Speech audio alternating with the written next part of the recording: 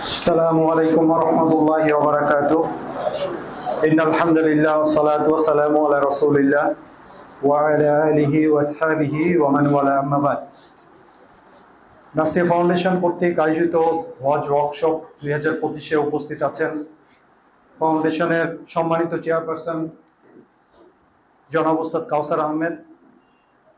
আজকের এই অনুষ্ঠানের প্রধান আলোচক ফজিলাতুল শেখ ডক্টর মোহাম্মদ সাইফুল্লাহ মাদানী, ফাউন্ডেশনের পরামর্শক জনাব major general Abdullah Al Mamun LPR,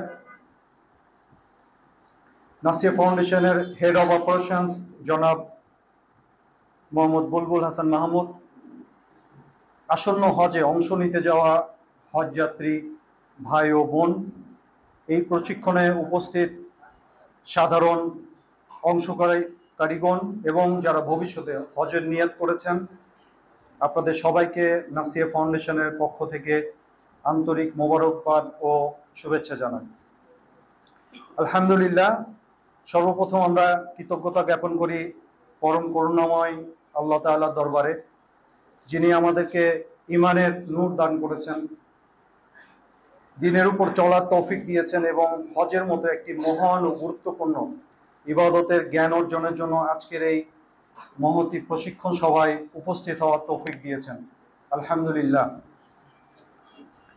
শান্তি ও দরুদ বর্ষিত হোক আমাদের প্রিয় নবী মুহাম্মদ সাল্লাল্লাহু আলাইহি সাল্লামের উপর, যিনি আমাদেরকে হজের গুরুত্ব, আদব এবং সঠিক পদ্ধতি শিক্ষা দিয়েছেন।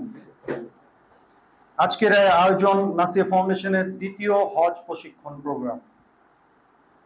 হজ ইসলামের অন্যতম মূল স্তম্ভ। এটা এমন এক ইবাদত যা শরীর, মন, অর্থ ও আত্মাকে একসাথে নিয়োজিত রাখে। আসুন আমরা এই প্রশিক্ষণ কর্মশালাকে একমাত্র আল্লাহ সন্তুষ্টির উদ্দেশ্যে গ্রহণ করি এবং হজের জন্য শারীরিক, মানসিক, আধ্যাত্মিক ও জ্ঞানগত প্রস্তুতি অর্জনে মনোনিবেশ করি। আমি আমার কথা দীর্ঘায়িত করব না ইনশাআল্লাহ।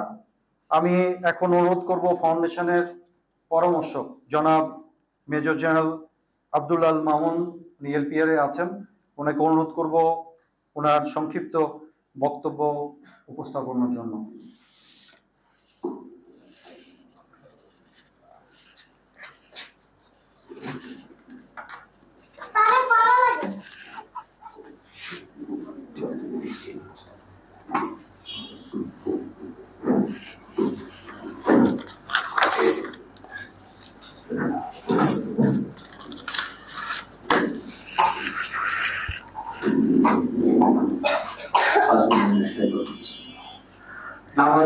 نعمده ونستعينه ونستغفره ونعوذ بالله من شرور أعمالنا من شرور أنفسنا وسيئات أعمالنا أشهد أن لا إله إلا الله وأشهد أن محمدا عبده ورسوله। উপস্থিত হজের যাওয়ার জন্য যারা আল্লাহ কর্তৃক নির্ধারিত হয়েছেন, সিলেক্টেড হয়েছেন হাজীবৃন্দ এবং আমাদের শ্রদ্ধেয় শায়েখ সাইফুল্লাহ, ওস্তাদ কাউসার এবং সকলে, আসসালামু আলাইকুম। আমি মেজর জেনারেল আব্দুল্লাহ মামুন। আমি বর্তমানে এমপিআর আছি। আমি ঢাকা ইউনিভার্সিটি কর্মরত থেকে আমি এখন বর্তমানে এমপিআর আছি। আমি আসলে আমার বড় পরিচয় হচ্ছে আমি একজন তলেবুল ইলম, আপনাদের মতে। আপনাদের অনেকের সাথে এখানে আমার ক্লাসমেট অনেকে আছেন যারা আল আসর ইনস্টিটিউটে আমরা পড়ছি এবং এই নাসিয়া ফাউন্ডেশন এটার একজন সদস্য আপনি বলতে পারেন। মানে আমি এই নাসিয়া ফাউন্ডেশনের সাথে আমি বিশেষ সময় কাটাতে ভালোবাসি। কারণ কি? কারণ নাসিয়া ফাউন্ডেশন এমন কাজের সাথে জড়িত যেটা দুনিয়াতে আমাদের শান্তি দেয় এবং আখিরাতে আমাদের জন্য একটা সুন্দর পথের একটা নির্দেশনা দেয়। আজকে হজের ট্রেনিং শুনে আমি আসলে চলে আসছি দুটা কারণে। এক হচ্ছে হজের একটা ট্রেনিং হচ্ছে, এটা চমৎকার একটা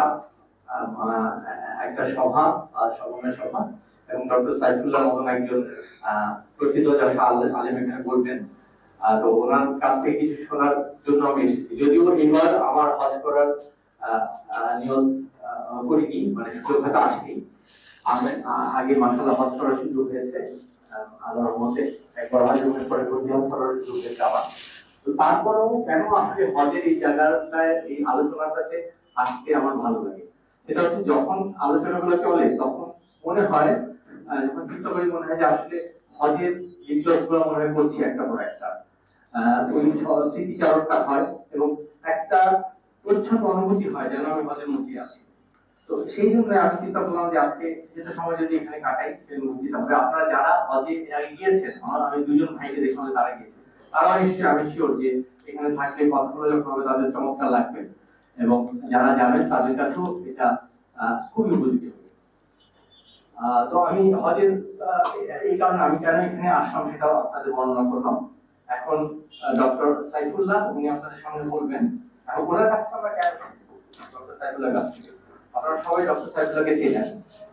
তো উনি বাংলাদেশের একজন বড় আলেম এবং উনি বদিয়া ইউনিভার্সিটি পিএইচডি করেছেন, আপনি জানেন, আপনারা জানেন। কিন্তু শুধু সেই জন্য কথা শুনবো আসলে, এছাড়াও ডক্টর সাইফুল্লাহ ওনার কাছ থেকে আমাদের নেওয়ার অনেক কিছু আছে। আপনারা অনেক হয়তো জেনে থাকবেন ডক্টর সাইফুল্লাহ উনি বদিয়া ইউনিভার্সিটি পিএইচডি করেছেন, কিন্তু উনি আলিয়া থেকে কামেল পাস করেছেন, মাশাআল্লাহ। উনি দাওরা হাদিস পাস করেছেন, আলহামদুলিল্লাহ। এবং ওনার বাবা এবং ওনার দাদা দুজনে আলেম ছিলেন। তো উনি বংশগত ভাবে তেলটা ওনাদের উনি পেয়েছেন, মাশাআল্লাহ। এবং আপনি চিন্তা করেন যে একজন আলেম তিনি সেই কওমি এবং আলিয়া সব দিক থেকে উনি এই জায়গার জড়িত, তার সাথে উনি মদিনাতে পিএইচডি করেছেন। ওনার থেকে আমাদের নেওয়া অনেক কিছু আছে, আমরা হয়তো অনেকে এই যে জানি। আমি একটু ওনার ইনফরমেশন একটু বেশি জানি, কারণ ওনার সাথে আমার একটু পারিবারিক ভাবেও ওনার সাথে সময় কাটানোর সুযোগ হয়, কারণ উনি আমার সম্পর্কের বিয়াই। ওনার বড় ছেলের সাথে আমার বিয়ে হয়েছে, তো তারপর ওনাকে একটু ভালোভাবে চিনি আমি আর কি। সেই জন্য আমি আজকে সুযোগটা মিস করতে চাইনি, এসে ওনার কথাটাও শুনবো, ওনার সাথে কিছু সময় কাটানো যাবে। তো এই বলে আমি ডক্টর সাহেবকে আহ্বান করবো এবং আপনাদেরকে আবারও বলতে চাই যে আপনারা যদি খোলা মনে এটা শুনেন, মাদ্রাসুন নাসিহাত এর আগেরবারও কিন্তু এরকম হজ নিয়ে ট্রেনিং করেছে এবং আমি ছিলাম, কারণ গতবার আমি হজ করেছিলাম, বদ্রী হজ করেছিলাম। চমৎকার একটা সেশন হয়েছিল এবং আপনারা যতক্ষণই উঠে থাকবেন কিছু না কিছু জিনিস আপনারা ইউজ টেক আগে, এবং এগুলা আপনার সত্যিকার অর্থে হজের সময় আপনি দেখবেন যে কত উপযোগী হয়। তো সেই জন্য আমি অনুরোধ করবো আপনারা খোলা মনে শোনেন এবং দেখবেন যে ইনশাআল্লাহ আল্লাহ আপনাদের জন্য সহজ করে দেবেন। আল্লাহ আমাদের জন্য সবার জন্য হজ সহজ করুন এবং আপনাদের হজগুলো কবুল করুন, মাবরুর হজের সৌভাগ্য দান করুন। আপনারা দোয়া করবেন আমাদের সবার জন্য, যারা আমরা আপনাদের সাথে আসছি হজে যেতে পারছি তো পারছি না, আমরা যাতে আপনাদের সবাই সামনে। ধন্যবাদ, জাযাকুমুল্লাহ খায়র। আমি এখন ডক্টর সাইফুল্লাহ, আমাদের শ্রদ্ধেয় ডক্টর সাইফুল্লাহ, যিনি আমাদের এবার যে পর্বে হজের জরুরি মাসাইল তথা বিধান এবং আত্মিক পরিশুদ্ধি এবং তাজকিয়ার বিষয়ে আলোচনা করবেন। ডক্টর সাইফুল্লাহ।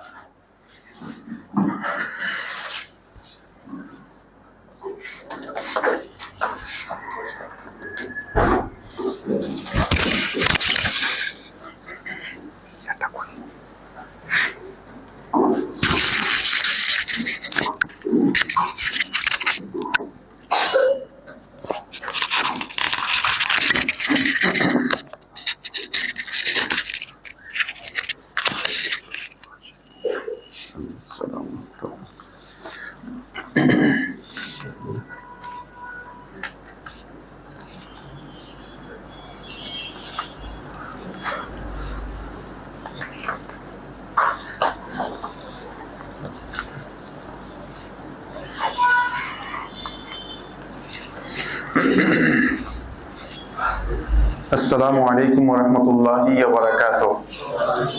إن الحمد لله نحمده ونستعينه ونستغفره ونعوذ بالله من شرور أنفسنا وسيئات أعمالنا.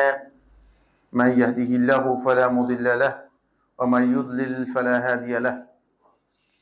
وأشهد أن لا إله إلا الله وحده لا شريك له وأشهد أن محمدا عبده ورسوله.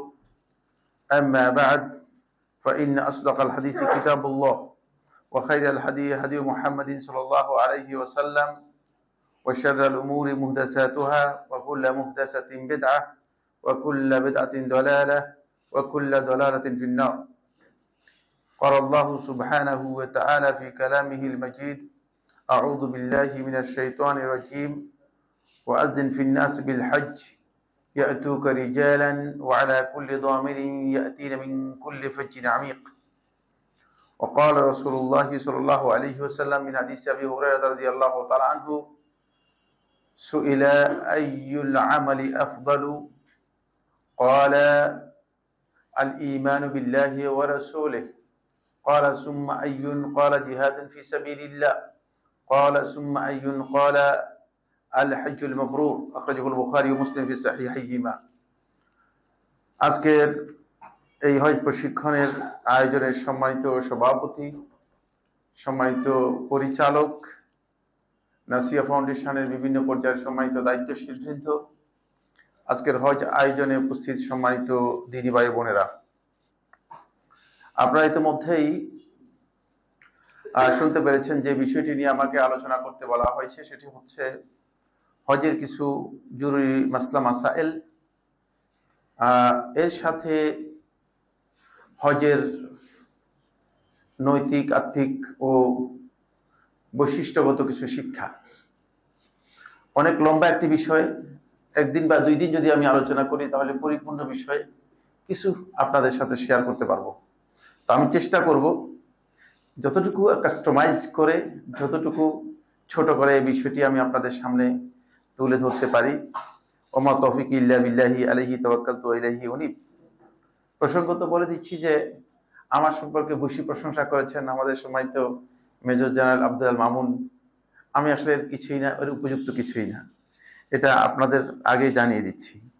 বাকি হজের যে বিষয়টি নিয়ে আমরা কথা বলবো প্রথমে, সেটা হচ্ছে যারা এই বছরের হজ যাচ্ছেন তাদের যেমনিভাবে হজ সম্পর্কে জানা দরকার। কারণ হলো প্রত্যেকটা বিষয়ে ইবাদত পালন করার জন্য ইবাদতের আগে ইবাদতের জ্ঞান অর্জন করা ফরজ। এই জন্য ইমাম বুখারী রাহিমাহুল্লাহ তাআলা তার সহিহে একটি অধ্যায় করেছেন, বাবু আল ইলমি ক্বাবলা আল কওলি ওয়াল আমাল।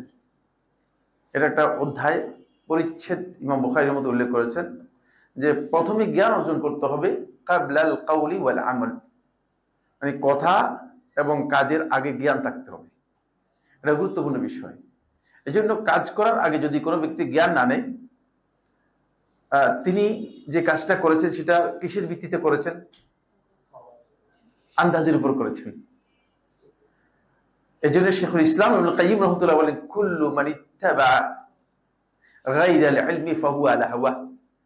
যে ব্যক্তি ইলম অর্জন না করে কোনো আমল করলো, কোনো কাজ করলো, সে মূলত প্রবৃত্তির অনুসারী।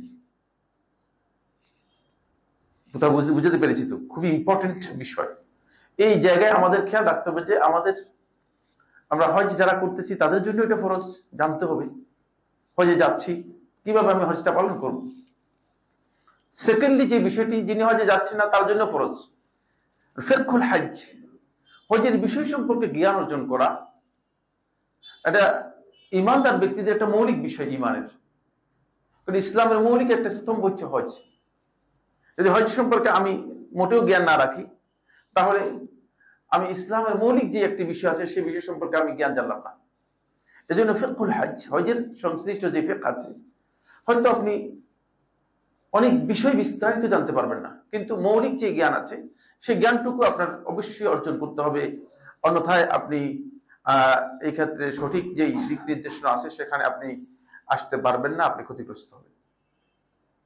তাহলে আমরা এই বিষয়টি প্রথমে আপনাদের সামনে শেয়ার করলাম, সেটা হচ্ছে হজের জন্য খুবই ইম্পর্টেন্ট পয়েন্ট হলো এটি।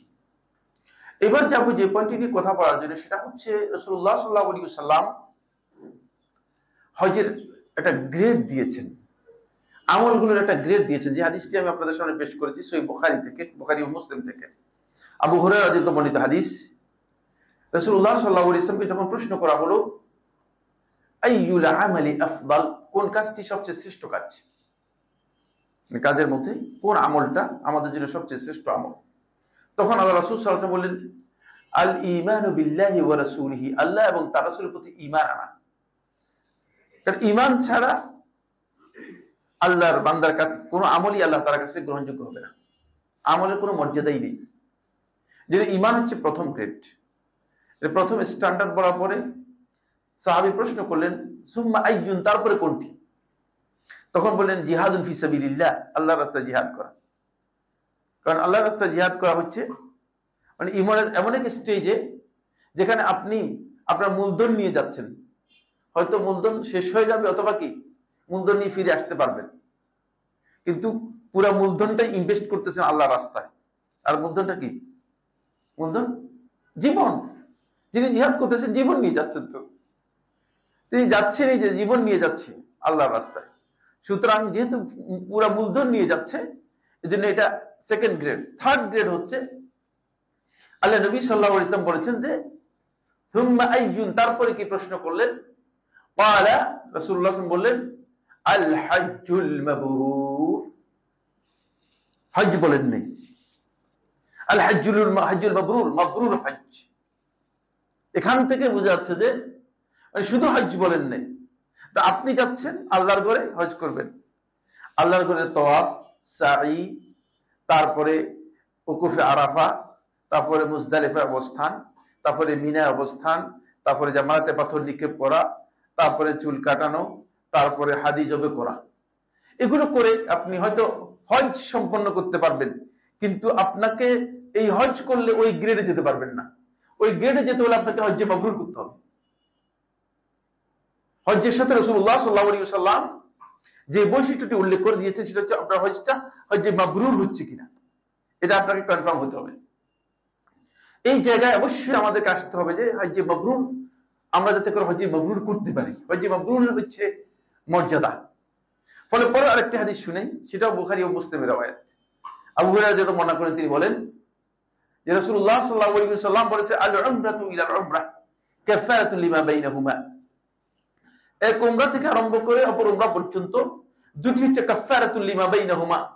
এই দুইয়ের মাঝে যে সময় আছে এর জন্য গুনাহ মোচনকারী, রিমুভার, গুনাহ সব মুছে দিবে। এগুলো কাফারাত সম্পর্কে জানতে হবে, শুধুমাত্র এতটুকু জানেন যে এটা হচ্ছে রিমুভার, গুনাহকে মুছে দিবে। এরপরে যে বক্তব্যটি রাসূলুল্লাহ দিয়েছেন সেটা হচ্ছে ওয়াল হজ্জুল মাবরুর লাইসা লাহু জাযাউন ইল্লাল জান্নাহ। আর হজ্জে মাবরুর এর প্রতিদান কেবল জান্নাতি। যার হজটি হজ্জে মাবরুর হলো সে জান্নাতি। এ ব্যাপারে কোন সন্দেহ নেই। সন্দেহ থাকলে এই হাদিসের মধ্যে কি হবে?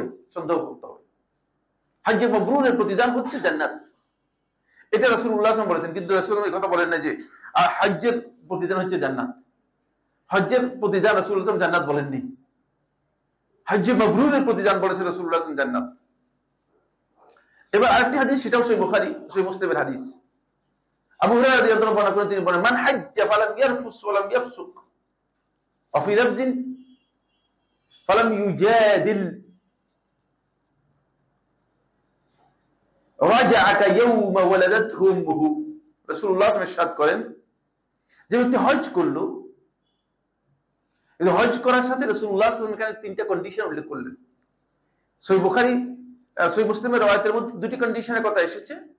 আরেকটি কন্ডিশন ইমাম আবুল কাসিম আত-তাবারানী রাহমাতুল্লাহ মুজামুল আওসাতে বর্ণনা করেছেন, নাসিরউদ্দিন আলবানী রাহমাতুল্লাহ সহিহ বলেছেন। তিনটি কন্ডিশন। প্রথম কন্ডিশন হচ্ছে এক, ফালাম ইয়ারফুস, কোন অশ্লীল কথা এবং কাজ করবে না, কাজে যুক্ত হতে পারবে না। আপনি হজ করছেন কিন্তু হজের মধ্যে কথাবার্তার সাইজ নেই, তাহলে আপনি হজটা আপনার হজ্জে মাবরুর হবে না। হজটা আপনাকে অবশ্যই রাফাস মুক্ত হতে হবে। রাফাসের ব্যাখ্যার মধ্যে আব্দুল্লাহ ইবনে আব্বাস রাদিয়াল্লাহু আনহু বলেছেন নারী সংগঠিত অথবা শাহওয়াত সম্পর্কিত কথাবার্তা, এগুলো হচ্ছে রাফাস। অনেকে তো রাফাস, তিনি হজ করতেছেন, হজের সফরে আছেন, তিনি খারাপ ফেসবুক দেখতেছেন। এখন এমন একটা সুবিধা হয়ে গেছে, গুনাহ করার জন্য এখন আর শয়তান আমাদেরকে কুমন্ত্রণা দিতে হয় না, আমি নিজেই শয়তানকে কুমন্ত্রণা দিচ্ছি। আমাদের অবস্থান এমন জায়গায় চলে গিয়েছে যে শয়তানকে আমরা কুমন্ত্রণা দেওয়ার জন্য চেষ্টা করতেছি। শয়তান আমাদেরকে এমন কাজে লাগিয়ে দিয়েছে। ফলে এই জায়গায় আপনি অশ্লীল কথা এবং কাজ থেকে আপনাকে পরিপূর্ণ ১ নম্বর সত্য পূরণ করতে হবে।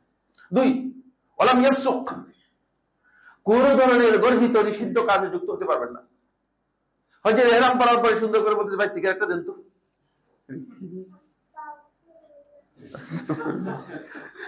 তাহলে এই লোকটা, আপনি চিন্তা করেন, এই লোকটা কি হজ করতে যাচ্ছে? আপনি হজের ইহরাম করতেছেন,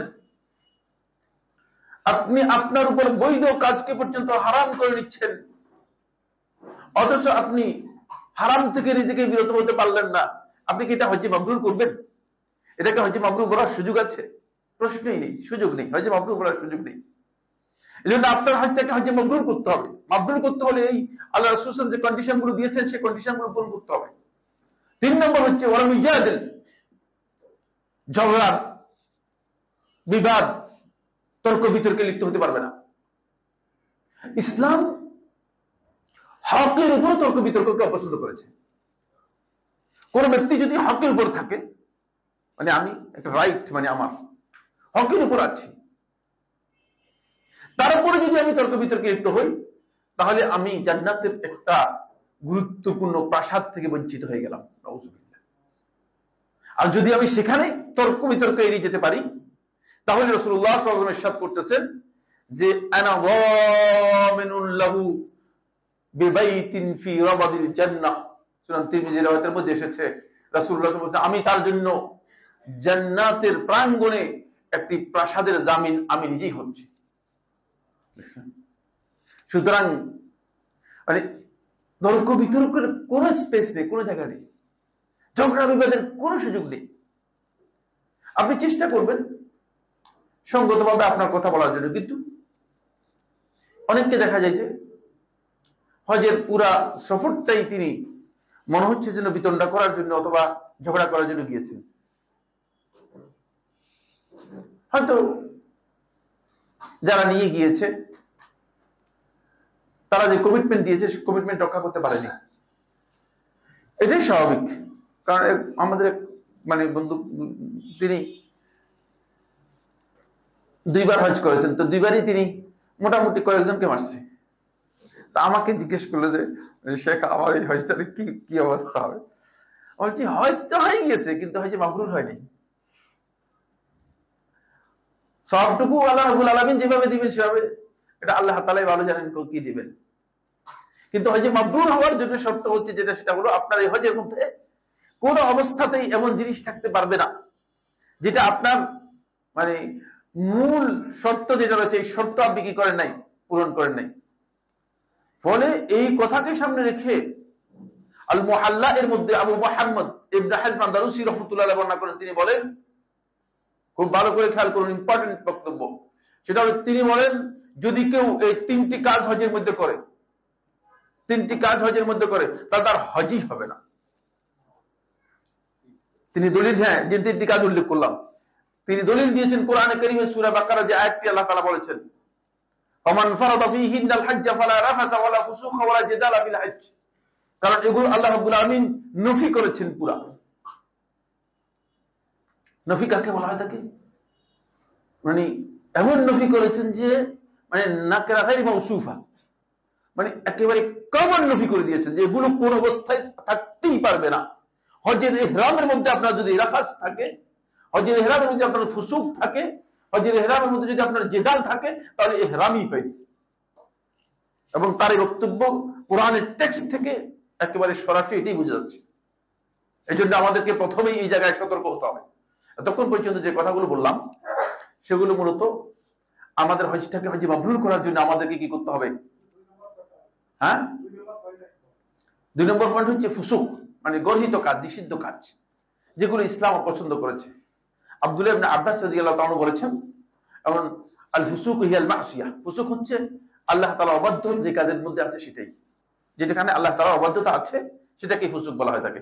যেহেতু সময়ের কারণে আমরা একটু দ্রুত যাচ্ছি, এই জন্য খেয়াল রাখতে হবে যে সেইভাবে যেন আমরা একটু সামনে আগাতে পারি। জি, তাহলে আমাদের হজের ইহরামের মধ্যে এই কাজগুলো যদি থাকে তাহলে আমাদের হজটা হজে কি হবে না, হজে মাবরুর হবে। এখন আমাদের টার্গেট হচ্ছে আমরা যাতে করে হজে মাবরুর করতে পারি।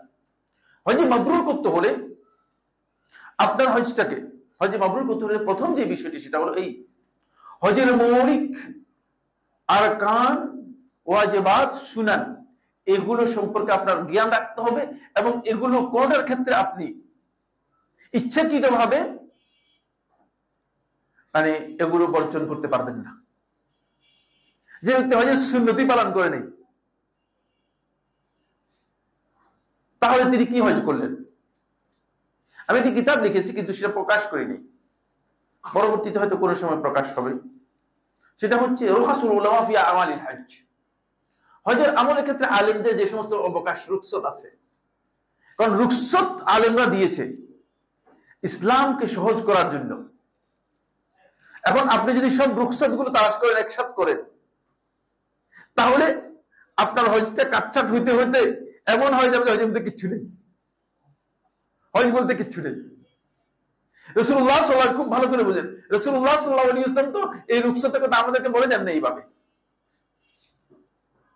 রাসূলুল্লাহ সাল্লাল্লাহু আলাইহি ওয়াসাল্লাম বলেছেন কি, হজ্জে মাবরুরের জন্য একটাই বিধান, লিতাআখুযু মিন্নি মানাসিকাকুম, লিতাআখুযু মিন্নি মানাসিকাকুম লাআল্লি লা আলকাকুম বাদা আমি হাদা। তোমরা আমার কাছ থেকে হজের বিধানগুলো নাও, তোমরা আমার কাছ থেকে হজের বিধানগুলো গ্রহণ করো, যে নাও যেভাবে করতেছি সেভাবে। লাআল্লি লা আলকাকুম বাদা আমি হাদা, সম্ভবত এই বছরের পর আমরা আর সাক্ষাৎ করতে পারবো না, আমার সাথে তোমাদের আর সাক্ষাৎ হবে না। তাহলে আমরা রাসূলুল্লাহ সাল্লাল্লাহু আলাইহি ওয়াসাল্লামের সেই জায়গায় না গিয়ে আমরা যদি কোন আলেমে জায়েজ বলেছেন, কোন আলেমের ফতোয়া দিয়েছেন, ফতোয়ার উপর নির্ভর করে হজ করলে, তাহলে আপনি দেখবেন যে হজটাকে আপনি কাটতে কাটতে এক পর্যায়ে হজের লেজও নেই, পাছাও নেই, সামনের অংশ নেই, হাত পা কিচ্ছু নেই, একটা অচল হজ করলেন। এজন্য হজে ওয়াজিবাত আর কান সুনান এগুলো কোন অবস্থাতেই আপনি ইচ্ছাকৃতভাবে বর্জন করে হজ্জে মাবরুর করতে পারবেন না। এগুলো সম্পর্কে অবশ্যই আমাকে আপনাকে জ্ঞান অর্জন করতে হবে। এগুলো সম্পর্কে জ্ঞান অর্জন না করলে তার আপনার ভুল হবে, আপনি ছেড়ে দিবেন। আমাদের হাজী সাহেবরা বিভিন্ন গ্রুপের সাথে যান, অবশ্যই এটা গ্রুপের সাথে যাওয়াটা অবাঞ্ছিত বা নিষিদ্ধ বিষয়টা আমি বলতেছি না, ঠিকই আছে, গ্রুপের সাথে তো যাবেনি, সেটাই স্বাভাবিক। কিন্তু এখানে যেই সমস্যাটুকু হয় থাকে সেটা হচ্ছে এই, গ্রুপের সাথে যখন যান তখন গ্রুপের আলেমরা গ্রুপের সুবিধাকে সামনে রেখে মিনিমাইজ করে একটা ফতোয়া দিয়ে দেন। তিনি সুন্নাহটাকে কাটছাট করে তিনি মাইনাস করে ফতোয়া দেন। তো আপনি কি আসলেই হজ করতে গেছেন সুন্নাহ মাইনাস করার জন্য, সুন্নাহ প্লাস করার জন্য? কোনটা? আপনি হজ করতে গেছেন নবী সাল্লাল্লাহু আলাইহি ওয়াসাল্লামের সুন্নাহ অনুসরণ করার জন্য। এখন তিনি ফতোয়া দিয়ে আপনাকে সুন্নাহ মাইনাস করে দিয়ে আপনার হজটাকে তিনি মাইনাস করতেছেন না প্লাস করতেছেন? কোনটা? তিনি যে হজটাকে কাটছাট করে দিচ্ছেন। সাহাবায়ে কেরাম এই কথা স্পষ্ট করে বলেছেন, কোন ব্যাপারে যখন আমরা আল্লাহ রাসূল সাল্লাল্লাহু আলাইহি ওয়াসাল্লামকে দেখতাম যে তিনি করেছেন,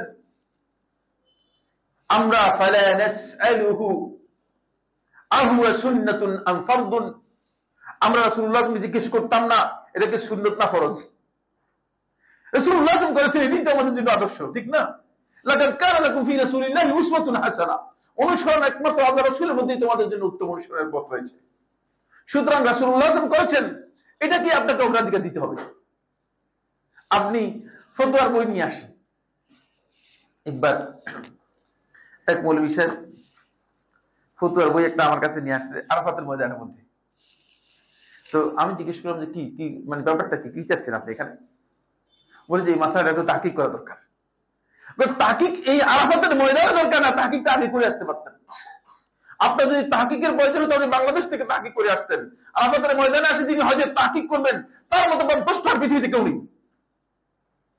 এটা তো দশটার জায়গা নয়, এটা ইবাদতের জায়গা। আপনি এখানে এসে হজের মাসালা তাহকিক করবেন, সময় নষ্ট করবেন কি কারণে? রাসূলুল্লাহ হজের মাসালা তাহকিক করেছেন এখানে এসে, অথবা আমাদেরকে বলছেন তাহকিক করার জন্য। তাহকিকের প্রয়োজন আপনি দেশে থেকে তাহকিক করে আসতেন, যেটা জানেন না সেটা তাহকিক করে আসেন, অসুবিধা নেই। এই জন্য আমাদের খেয়াল রাখতে হবে কে কি ফতোয়া দিলে সেটা গুরুত্বপূর্ণ নয়, গুরুত্বপূর্ণ হচ্ছে আল্লাহ রাসূল সাল্লাল্লাহু আলাইহি ওয়াসাল্লাম কি করেছেন সেটি। আমি কত সালে আমার ভুলে গিয়েছি, আমি তো বদিয়াতে সবসময় মসজিদে নববীর সামনে দার্স দিতাম। তো হজের সিজন পুরোটাই হাজী সাহেবদের আলোচনা করতাম। তো এই ইয়েতে আমি হজের একটা ছোট্ট একটা নোট তৈরি করেছিলাম। প্রথম এটা একটা শর্ট নোটের মতো তৈরি করেছিলাম, তারপরে হজের একটা বই আমার মানে লিখিত ছিল, শেষ হয়ে গিয়েছে। এরপরে ছাপাবো বলে ছাপানোর সুযোগ হয়নি। তো ওই নোট হাজী সাহেবদের মধ্যে বিতরণ করতাম। হাজি সাহেবদের মধ্যে প্রিন্ট ফটোস্টেট করে বিতরণ করতাম, অত মানে তখন ওখানে প্রিন্ট করা হয়নি, পরবর্তী প্রিন্ট করা হয়েছিল। তখন একজন এসে হাজি সাহেবদের মধ্যে মানে এক মৌলবী এসে মাদ্রাসার হয়তো পড়ালেখা করা হুজুর এসে আমাকে বললেন যে আপনি এই যে হাজি যে নোটটা তৈরি করেছেন, নোটটা তো মানে খুব সংক্ষেপে সুন্দর নোট হয়েছে, কিন্তু একটা সমস্যা আছে। আমি সমস্যাটা, ওর সমস্যা হচ্ছে এই সমস্যা হচ্ছে যে আমাদের মাযহাব অনুযায়ী তো এটা ঠিক হয়নি।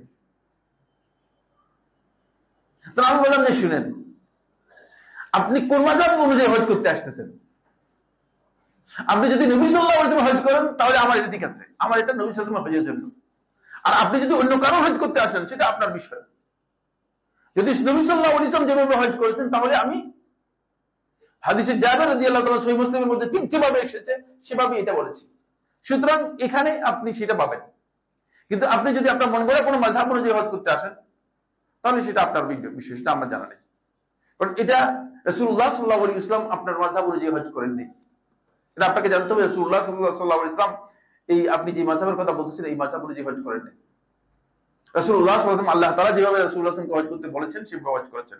সুতরাং এই বিষয়গুলো আমাদেরকে খুবই গুরুত্ব দিয়ে জানতে হবে। আসুন, এটা এই জন্য বলেছি যে কারণ এটা সতর্কতার বিষয় রয়েছে, অন্যথায় আমাদের সমস্যা হয়ে যাবে। আমরা জরুরি যে সমস্ত মাসালাগুলো আলোচনা করবো, সব মাসালা আলোচনা করবো না, অনেক লম্বা আলোচনা, তো এই জন্য আমি বলছি যে যেগুলো খুব ইম্পর্টেন্ট মাসালা সেগুলো আছে। 1 নম্বর মাসালা যেটা আলোচনা করবো সেটা আপনাদের সবার দরকার।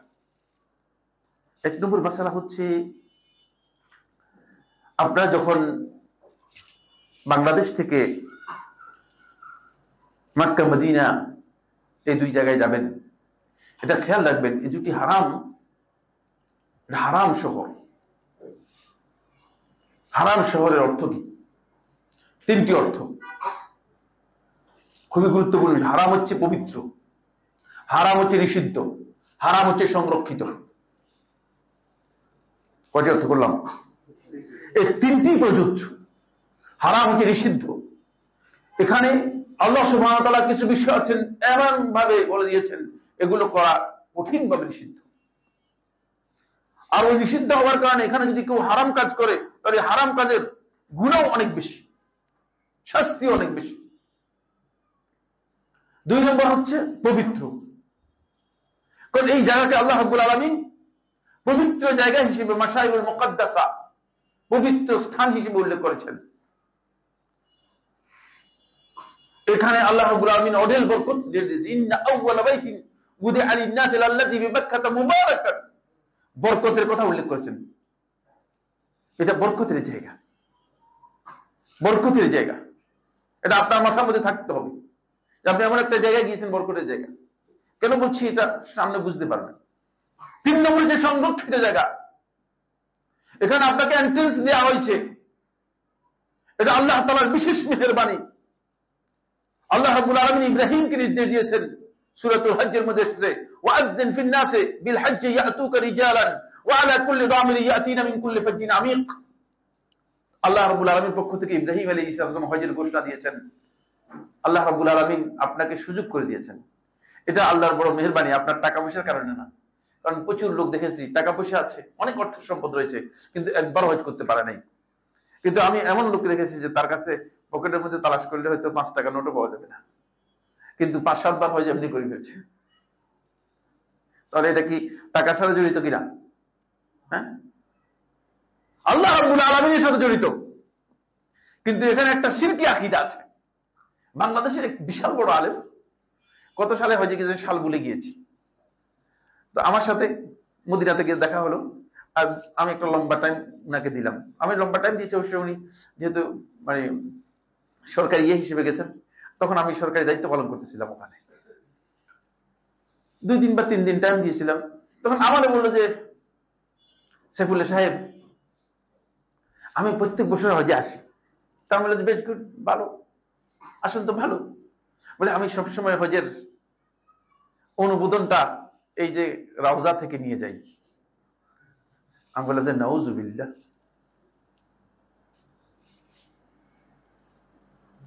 আপনারা দেখেন প্রথম দিন যখন হজের ফ্লাইট শুরু হয় তখন সাক্ষাৎকার নেই হাজী সাহেবদেরকে। অধিকাংশ হাজি সাহেব বলতেছে যে আমরা যাচ্ছি আল্লাহ রাসূল, শুধু আল্লাহ রাসূলের কবরটার জন্য। আপনি কি কবরের জন্য যাচ্ছেন, না আপনি আল্লাহর ঘরে যাচ্ছেন? কিচ্ছু বুঝলেন না।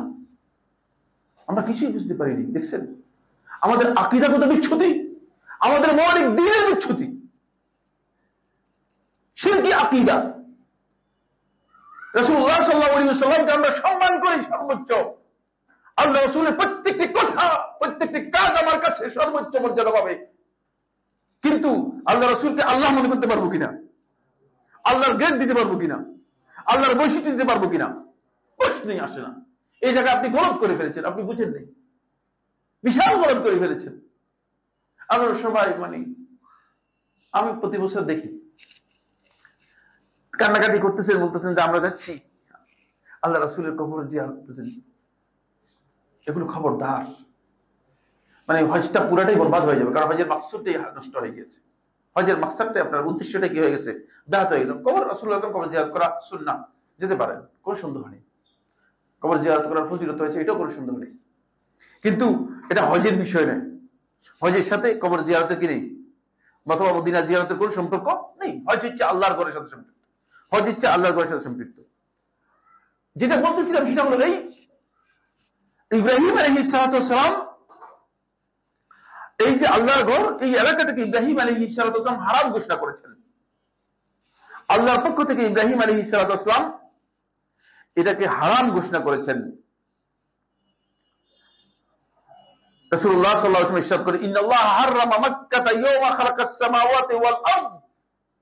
আল্লাহ রাব্বুল আলামিন মক্কাকে হারাম ঘোষণা করেছেন, আজকে নয়, মানুষ সৃষ্টির পরে নয়, নবীদেরকে পাঠানোর পরে নয়, নবুয়তের ধারাবাহিকতার পরে নয়।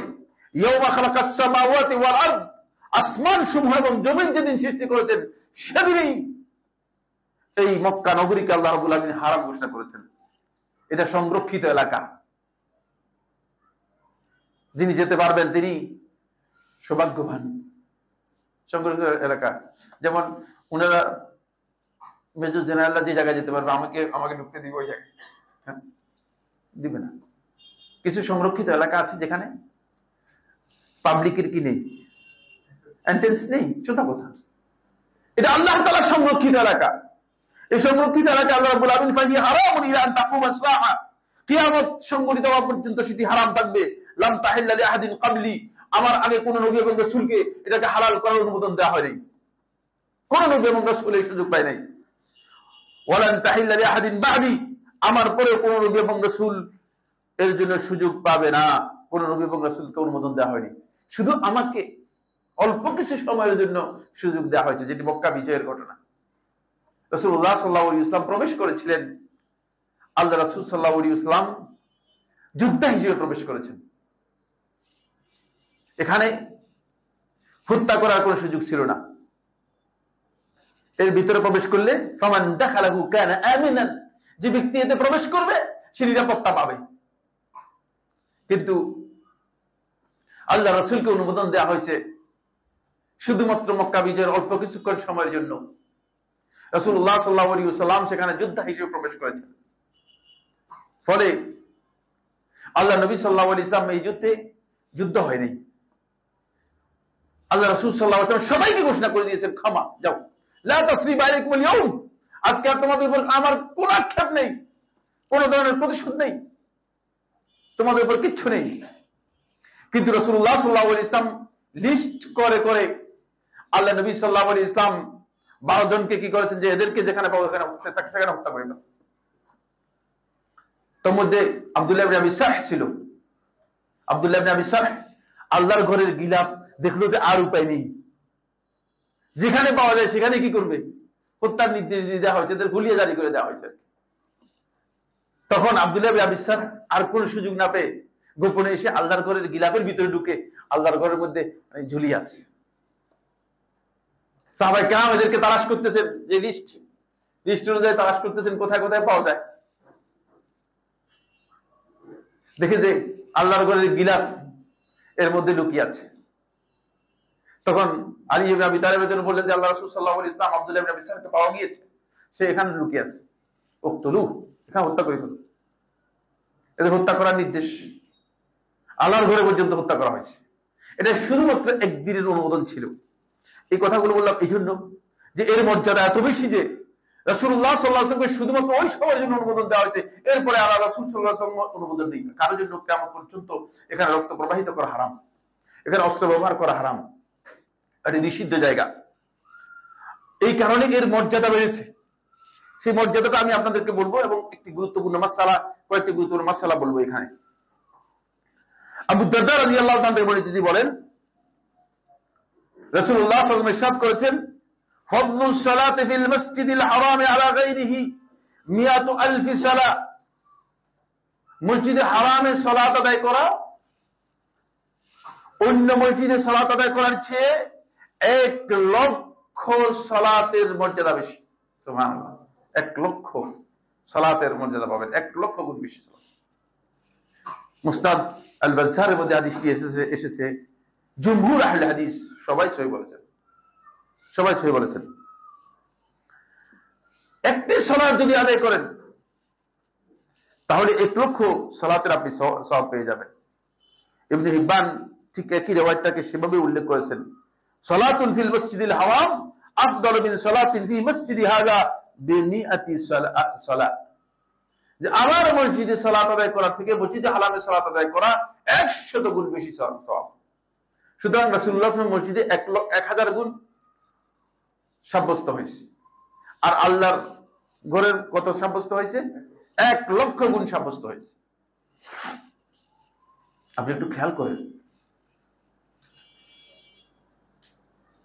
1,00,000 গুণ হওয়ার কারণে একজন ব্যক্তি যদি 1 ওয়াক্ত সালাত আদায় করে তাহলে 55 বছর 6 মাস 20 দিন সালাত আদায় করার সমান সওয়াব পেয়ে যাবে। 55 বছর তো আমাদের অনেকের হয়ও নেই, চিন্তা করছেন? একটা সালাতের মর্যাদা তো বেশি। 2, যদি কেউ 5 ওয়াক্ত সালাত আদায় করে, শুধু 5 ওয়াক্ত সালাত আদায় করে, তাহলে 200 বছর 9 মাস 10 দিন সালাতের সওয়াব পেয়ে যাবেন। এর মর্যাদা এত বেশি। এই কথাগুলো বলছি খুবই গুরুত্বপূর্ণ এই জন্য। কিন্তু হাজী সাহেবদেরকে দেখতে পাই যে এর উল্টা, তিনি গিয়েছেন আল্লাহর ঘরের সম্মানার্থে, আল্লাহর ঘরের তাযীমের জন্য, মর্যাদা দেওয়ার জন্য। আল্লাহর ঘরের মর্যাদাকে সামনে রেখেই মূলত তারা হজের সফর, না অন্য কোনো কারণে। স্বর্ণ কেনার জন্য, মার্কেটিং করার জন্য, আত্মীয় স্বজন মেহমান যারা আছে তাদের সাথে দেখা করার জন্য না, তিনি আল্লাহর ঘরের মর্যাদা দেওয়ার জন্য গিয়েছেন, ঠিক না? তো আল্লাহর ঘরের মর্যাদা দেওয়ার জন্য গিয়ে দেখা যাচ্ছে যে তিনি আল্লাহর ঘরের সালাত আদায়ের ব্যাপারে এত গাফিল যে আল্লাহর ঘরেও যান না। আর তিনি মানে হয়তো কোনো মার্কেটে চলে যান, মার্কেটে গিয়ে সেখানে সালাত আদায় করতেছেন, অথবা জিদ্দায় চলে যাচ্ছেন, তারপরে তাইফে চলে যাচ্ছেন, ওখানে চলে যাচ্ছেন, সেখানে চলে যাচ্ছেন, কিছু গিয়েছেন আল্লাহর ঘরের জন্য। তাহলে কত বড় ক্ষতি হচ্ছে তার। 1 ওয়াক্ত সালাতে তার ক্ষতি হয়ে যাচ্ছে 55 বছর 6 মাস 20 দিনের ক্ষতি হয়ে যাচ্ছে। কোন গুরুত্বই বুঝলেন না, গুরুত্বটা কত কম বুঝেছেন দেখছেন। কিন্তু গেছেন এই জন্য। এটা 1 নম্বর পয়েন্ট। 2 নম্বর পয়েন্ট হচ্ছে বেশিরভাগ হাজী সাহেবদেরকে দেখা যায় যে তিনি মসজিদের মধ্যে মানে ঘরের মধ্যে অথবা হোটেলের মধ্যে বসে আছেন, এরপর তিনি যখন সালাতের আযান হচ্ছে তখন তিনি বের হয়ে এসে রাস্তায় এসে নামাজ পড়তেছেন। আল্লাহর ঘরের মর্যাদা কি রাস্তায় নামাজ পড়ার জন্য দিয়েছেন? হ্যাঁ, আপনার তো এই কথা বলা হয়নি যে আপনি এখানে গিয়ে জামাত ধরেন, আপনার এই কথা বলা হয়নি আপনি রাস্তায় নামাজ পড়েন। আপনি তো আল্লাহর ঘরে যান নাই, আল্লাহর ঘরে মর্যাদা দিতে পারেন নাই।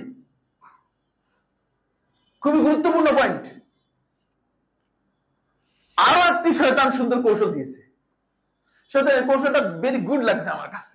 শয়তান যে মানে আল্লাহ যে শয়তান যে তার নাম দিয়েছে, আসলে শয়তানই, বুঝতে পেরেছি।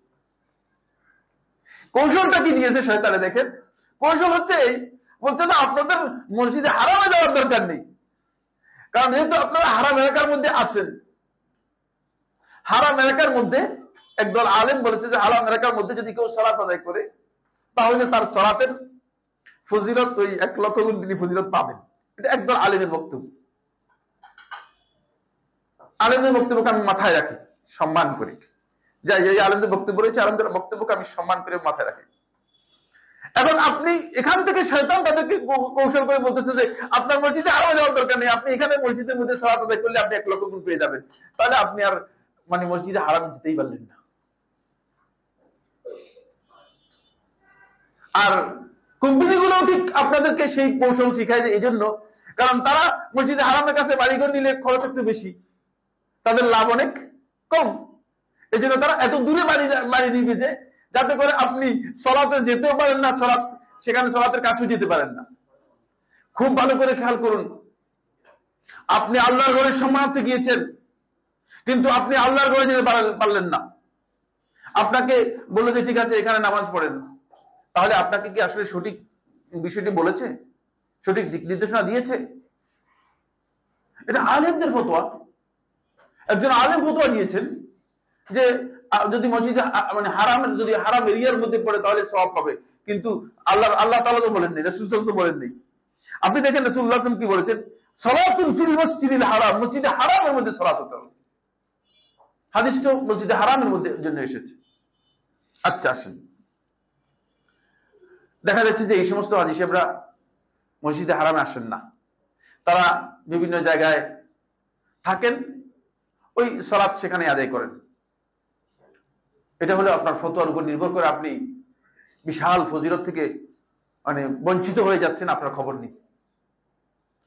আরেকটি ফতোয়া খুব চালু আছে, সেটা হচ্ছে এই মহিলাদেরকে বলে আপনাদের মসজিদে যাওয়ারই দরকার নেই, আপনারা সবসময় ঘরে থাকবেন, হোটেলে থাকবেন, মসজিদে যাওয়ার কোনো দরকার নেই। তো মসজিদে যাওয়ার যদি কোনো দরকার না থাকে, এই মহিলার হজে যাওয়ার দরকার আছে কিনা, এই মাসালা কে দেবে? যদি মহিলার মসজিদে যাওয়ার দরকারই না থাকে, তাহলে তার হজে যাওয়ার দরকার আছে কিনা, এই মাসালা কে দেবে বলুন তো? কত গলত মাসালা।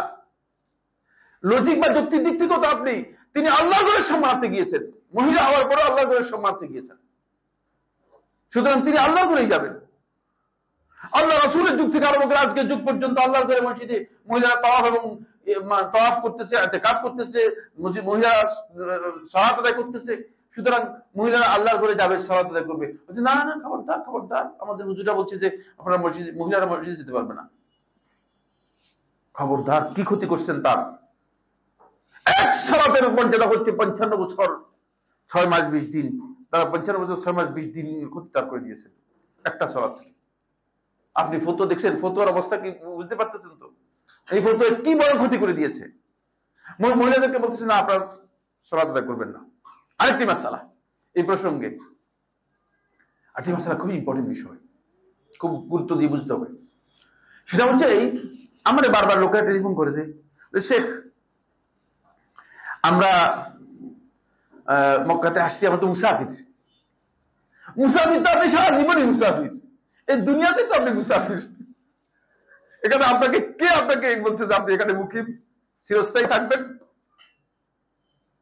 আপনি যদি মুসাফিরের কনসেপ্ট নেন, আপনি তো পৃথিবীতেই মুসাফির, ঠিক না? পৃথিবীতেই আপনি মুসাফির। সুতরাং আপনি মুসাফিরের কনসেপ্ট নিলে তো আপনি এই কথা, এটা শয়তান সুন্দর করে বুঝিয়ে দিয়েছে। শয়তানের বুঝটা খুব মানে মানে বুঝাই দিয়ে মানুষদেরকে খুব ভালোভাবে। আমরা অত সুন্দর করে মানুষদেরকে বুঝাতে পারি না, মানুষ আমাদের কথা নিতে চায় না। শয়তান যত সুন্দর করে কি করে বুঝে দিতে পারে, আমরা হুজুর মুসাফির এখানে, তো ভালো, ঠিক আছে, মুসাফির কি সমস্যা কি? মুসাফির হওয়ার কারণে ওটা আমরা 2 রাকাত নামাজ পড়বো আর আমরা সুন্নত পড়বো না। কত দিনের মুসাফির আপনি? 50 দিনের মুসাফির আর 40 দিনের মুসাফির। মুসাফির সফরের মানে 4 দিনের কথা ইমাম আহমদ বিন হাম্বল রাহমাতুল্লাহ বর্ণনা করেছেন। কারণ যেহেতু আল্লাহ রাসূল সাল্লাল্লাহু আলাইহি ওয়াসাল্লাম বলেছেন লা ইয়াহিল্লু লিল-মুমিনিন আন ইউসাফিরা সালাসাতা আইয়ামিন ওয়া লায়ালিহা, সফরকে রাসূলুল্লাহ সাল্লাল্লাহু আলাইহি ওয়াসাল্লাম 3 দিন এবং 3 রাতের সাথে সম্পৃক্ত করেছেন।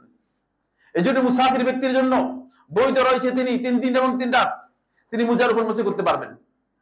এখান থেকে ইমাম আহমদ বিন হাম্বল রাহমাতুল্লাহ উল্লেখ করেছেন যে 4 দিনের অধিক যদি কোনো ব্যক্তি থাকে, তাহলে তিনি সফরের নিয়ত না করে ইকামতের নিয়ত করবেন। তার জন্য উত্তম হচ্ছে সেখানে ইকামতের নিয়ত করা। মাসালাটা বুঝতে পেরেছেন না বুঝতে পারেন নাই? বুঝতে পেরেছেন? বুঝতে পারেন নাই? মানে আপনি যদি কোথাও সফরে যান, সেটা যদি 10 দিন 20 দিন হয়, তাহলে আপনি সেখানে ইকামতের নিয়ত করবেন, মুকিম হিসেবে নিয়ত করবেন। আপনি সেখানে সালাত আদায় করবেন তো জামাতে, এবং ইকামতের নিয়ত করলে আপনি সেখানে অন্য সালাতগুলো আপনি আদায় করবেন। 4 দিন হচ্ছে সর্বোচ্চ হজ। কিন্তু যদি কোনো ব্যক্তি কোথাও সফরে যান, এই অবস্থায় যে তার সময় নির্দিষ্ট নেই, তিনি সফরের মধ্যে থাকবেন, এখানে 1 দিন, এখানে 2 দিন, এখানে 3 দিন, এখানে 4 দিন, এখানে 5 দিন, তারপরে হয়তো অনির্দিষ্ট সময়ের মধ্যে থাকবেন, তাহলে তিনি যতদিন থাকবেন ততদিন মুসাফির, যতদিন থাকবেন ততদিন মুসাফির, সফরের নিয়ত করবেন। কিন্তু হজের এই সফরের বিষয়টাই হচ্ছে ভিন্ন দর। কারণ হলো লিশরাফিল মাকানি ওয়াল জামান। খুব ভালো করে খেয়াল করুন, এই মাসআলাটি আলোচনা করতেছি, খুবই ইম্পর্টেন্ট। আমি বলেছি যে জরুরি কথা বলবো, একেবারে জরুরি। লিশরাফিল মাকানি ওয়াল জামান, স্থান এবং সময়ের মর্যাদার কারণে এটা অত্যন্ত গুরুত্বপূর্ণ। কারণ আপনি আল্লাহর ঘরে তো আর প্রতিদিন যেতে পারবেন না, আল্লাহর ঘরে তো মসজিদে হারামে তো প্রতিদিন যেতে পারবেন না, ঠিক না? আপনি হয়তো জীবনে একবার গিয়েছেন, হতে পারে যে জীবনে সর্বোচ্চ 10 দিনের জন্য গিয়েছেন, সর্বোচ্চ 10 দিনের জন্য গিয়েছেন। সুতরাং এটাকে আপনার সুবর্ণ সুযোগ মনে করে কাজে লাগানো, এটা আপনার জন্য খুবই গুরুত্বপূর্ণ বিষয়। এই জন্য আল্লাহর বান্দা যখন সেখানে যাবেন, তখন তিনি অবশ্যই একটি বিষয় খেয়াল রাখবেন, সেটা হচ্ছে এই, তিনি যদি অধিক দিন থাকেন তাহলে তিনি ইকামতে নিয়ত করবেন, এবং তিনি নফল সুন্নাত যেগুলো আছে সবগুলো তিনি আদায় করবেন, সুন্নাত গুলো আদায় করবেন, নফল গুলো আদায় করবেন। জমহুর আহলে হাদিস বলেছেন যে সুন্নাত এবং নফল সবগুলোর ফজিলত 1 লক্ষ করেই পাবে। তাহলে যদি সালাত গুলো ঠিক মতো আদায় না করেন, তাহলে আপনি তো মাহরুম হচ্ছেন কিনা? মাহরুম হচ্ছেন, মাহরুম হচ্ছেন, মাসআলার কারণে মাহরুম হয়ে যাচ্ছেন, মাহরুম হচ্ছেন হুজুরের মাসআলার কারণে, মানে আমার মতো হুজুরের মাসআলার কারণে মাহরুম হয়ে যাচ্ছেন। হুজুর নিজেও মাহরুম হচ্ছে, কারণ আমি বেশিরভাগ আমার সাথে যে সমস্ত লোকদেরকে দেখছি, মানে তারা হাজি দিয়ে যায় কিন্তু তারা নিজের নামাজই পড়ে না। আল্লাহ মাফ করুক আমাকে এবং তাদেরকে মাফ করুক। আউযুবিল্লাহি মিন যালিক। হজের ব্যবসা, আমি মদিনা যখন ছিলাম তখন একজনের সাথে দেখা হয়েছিল, বাংলাদেশের অনেক প্রবীণ খুবই পরিচিত মানুষ। আমি তখন চিনি না তাকে, গিয়েছে হঠাৎ করে, আপনি কি করেন আপনি? বলছে আমি হজের খেদমত করি। আমি বলছি আর কোনো খেদমত পান নাই পৃথিবীতে ভালো কিছু? এটা কোনো খেদমত হলো নাকি? এটাকে খেদমত বললে তো গুনাহগার হবেন। কারণ হজটা এই ইবাদতকে এমন ভাবে ক্ষতিগ্রস্ত করে দিয়েছে কিছু সংখ্যক কুচক্রী মহান, যার কারণে এখানে প্রতারণার যত প্রকার আছে, যে প্রতারণা শয়তানও জানে না, সেই প্রতারণা এখানে আছে। বুঝতে পেরেছি? এত ক্ষতিগ্রস্ত। আর সেদিকে যাচ্ছি না, আমি আমার আলোচনার মধ্যে থাকার জন্য আমি চেষ্টা করছি। তাহলে আমি যে মাসআলাটি আলোচনা করেছি সেটা হচ্ছে এই, যখন আপনি আল্লাহর ঘরে যাবেন তখন অবশ্যই আপনি চেষ্টা করবেন অধিক পরিমাণে সালাতগুলো আদায় করার জন্য। আব্দুল্লাহ ইবনে ওমর রাদিয়াল্লাহু আনহু বর্ণনা করেন, তিনি বলেন রাসূলুল্লাহ সাল্লাল্লাহু আলাইহি ওয়াসাল্লাম সফরেও আল্লাহ নবী সাল্লাল্লাহু আলাইহি ওয়াসাল্লাম নফল নামাজ এবং রাতের নামাজ আদায় করতেন, রাতের নামাজ আদায় করতেন। সুতরাং যদি আপনি সুযোগ থাকে আপনি সেটা আদায় করার জন্য চেষ্টা করবেন। এটি হলো 1 নম্বর পয়েন্ট। 2 নম্বর পয়েন্ট হচ্ছে মাসালা নিয়ে, দ্বিতীয় পয়েন্টটি আলোচনা করব ইহরাম সম্পর্কে। কোশ্চেনটা যদি লিখে রাখেন শেষের দিকে হলে, শেষের দিকে প্রশ্ন একটু লিখে রাখবেন, একটু লিখে রাখবেন। জি,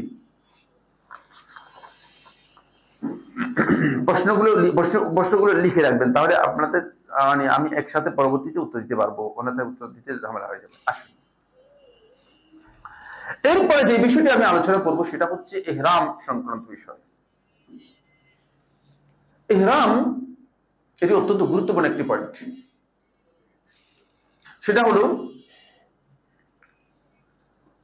ইহরামটা হচ্ছে হজের অন্যতম একটি বিষয় এবং হজের গুরুত্বপূর্ণ প্রথম রুকন। হজের এই রুকনটি আমরা অনেকেই, হতে পারে যে মানুষ না জানার কারণ হতে পারে অথবা জানার কারণ হতে পারে, অনেকে মনে করে থাকেন যে শুধুমাত্র দুইটি কাপড়, মানে একটা চাদর উপরে একটা চাদর নিচে পড়লেই ইহরাম। ফলে বইয়ের মধ্যে, তোমার কাছে এখানে বই আছে কিনা, বই একটাও নেই, বইয়ের মধ্যে লেখা আছে এহরাম বাঁধা। এহরাম বাঁধার নাম নয়, এটা একটা গলত। এহরাম হচ্ছে করতে হবে, এহরাম হচ্ছে নিয়তের সাথে জড়িত। চিন্তা করেন, মানে এহরাম বাঁধার কোনো বিষয় নয়, এহরাম কাপড় পরার নাম নয়। কাপড় পরা হচ্ছে এহরামের জন্য সত্য। কিন্তু এই জায়গায় অনেককেই দেখা যায় তিনি কাপড় দুটা পরেই চলে গেছেন, তিনি আসলে ইহরাম করেনই নেই। হয়তো হবে তো ইনশাল্লাহ? হ্যাঁ হ্যাঁ, না হজ হবে না। আগে ইহরাম আপনাকে বুঝতে হবে। ইহরাম কি করতে হবে? বুঝতে হবে। ইহরাম হচ্ছে পাঁচটি, ইহরামের 5 প্রকারের ইহরাম রয়েছে। কয় প্রকারের ইহরাম বললাম? 5 প্রকারের ইহরাম। ইহরাম এর সাথে সম্পৃক্ত হচ্ছে নুসুক।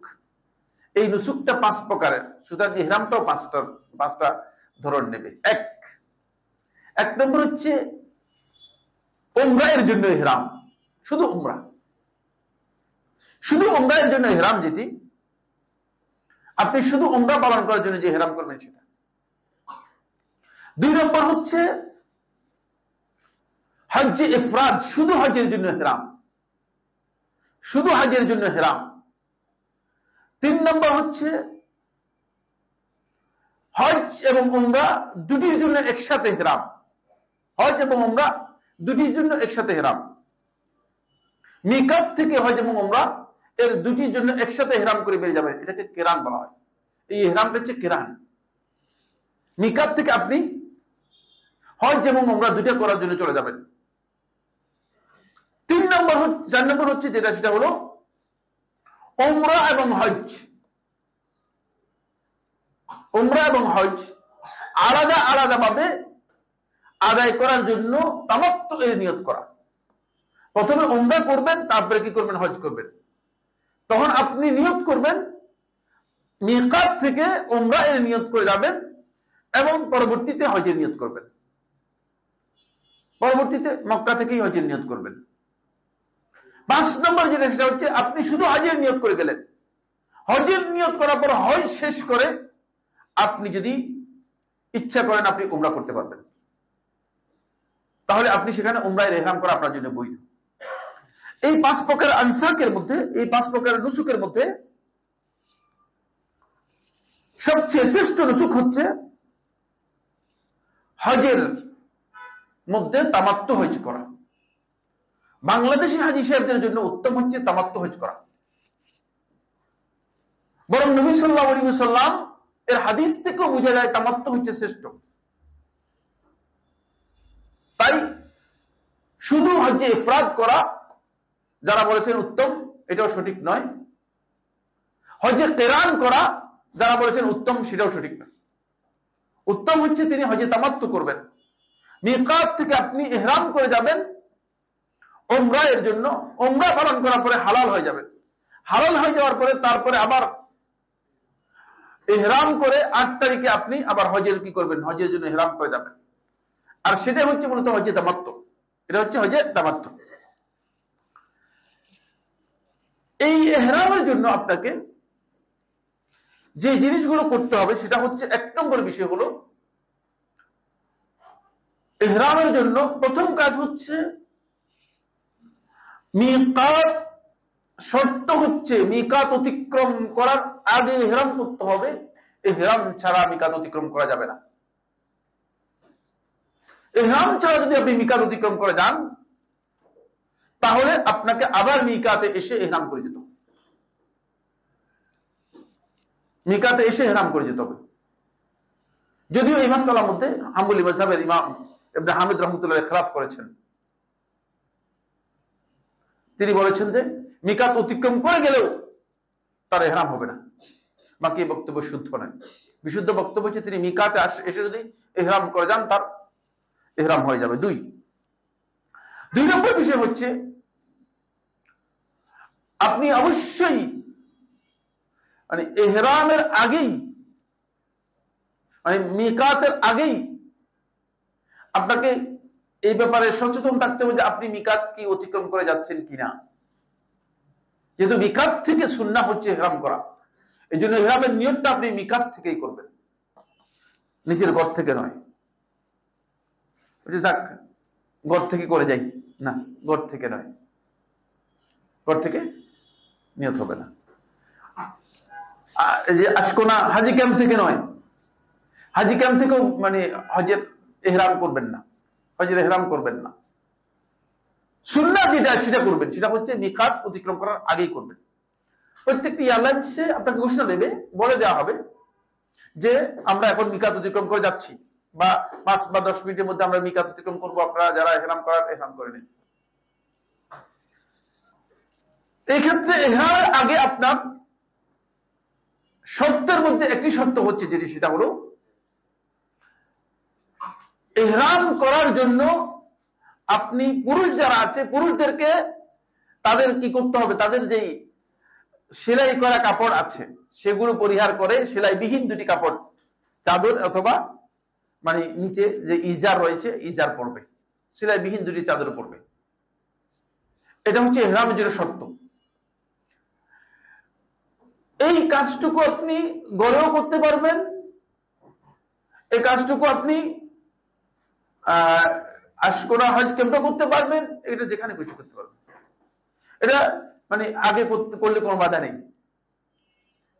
এটা আগে করলে কি নেই, কোনো বাধা নেই, এই জন্য এটা আপনি করতে পারবেন। যেমনি ভাবে ইহরামের উদ্দেশ্যে সুন্নাহ হচ্ছে গোসল করা, গোসল করা এবং পরিচ্ছন্ন হওয়া। এখন মিকাত তো আপনি যাবেন ফ্লাইটে, বিমানে, তো বিমানে যদি আপনি যান তাহলে সেখানে তো আর গোসলের জায়গাও নেই, সেখানে মানে পরিচ্ছন্ন হওয়ার জায়গা নেই। এই কারণে যদি কোনো ব্যক্তি ঘরে তিনি পরিচ্ছন্ন হন অথবা গোসল করেন, তাহলে তার ঘরে পরিচ্ছন্ন হওয়া গোসল করা দুটোই কি জায়েজ, সেটা করতে পারবেন। যদি প্রস্তুতিমূলক কাজ হওয়ার কারণে, কারণ আপনি মিকাতের জন্য মানে অপেক্ষা করবেন না। 3 নম্বর পয়েন্ট হচ্ছে যেটা, সেটা হলো এই ইহরামের সাথে সম্পৃক্ত। ইহরামের সাথে ইহরামের জন্য 2 রাকাত নামাজ পড়ার বক্তব্যটি শুদ্ধ রয়েছে। এর জন্য রাসূলুল্লাহ সাল্লাল্লাহু আলাইহি ওয়াসাল্লাম 2 রাকাত নামাজ পড়তে বলেছেন, এই ধরনের সহিহ কোনো রিওয়ায়াত পাওয়া যায়নি। বরং সুন্নাহ হচ্ছে, বুঝতে হবে, সুন্নাহ হচ্ছে ইহরামটা নামাজের পরে রাসূলুল্লাহ সাল্লাল্লাহু আলাইহি ওয়াসাল্লাম করতেন। আপনি যদি নামাজের সময় থাকে তাহলে আপনি নামাজ পড়বেন, সেটা ফরজ নামাজও হতে পারে, 2 রাকাত নফল নামাজ হতে পারে, 2 রাকাত সুন্নাত নামাজ হতে পারে। তাহলে নামাজের পরে আপনি ইহরামটা করা, এটা হচ্ছে সুন্নাহ। নামাজের ইহরামের জন্য 2 রাকাত সুন্নাত নামাজ, ইহরামের সুন্নাত, এটা হাদিস দ্বারা সাব্যস্ত হয়নি।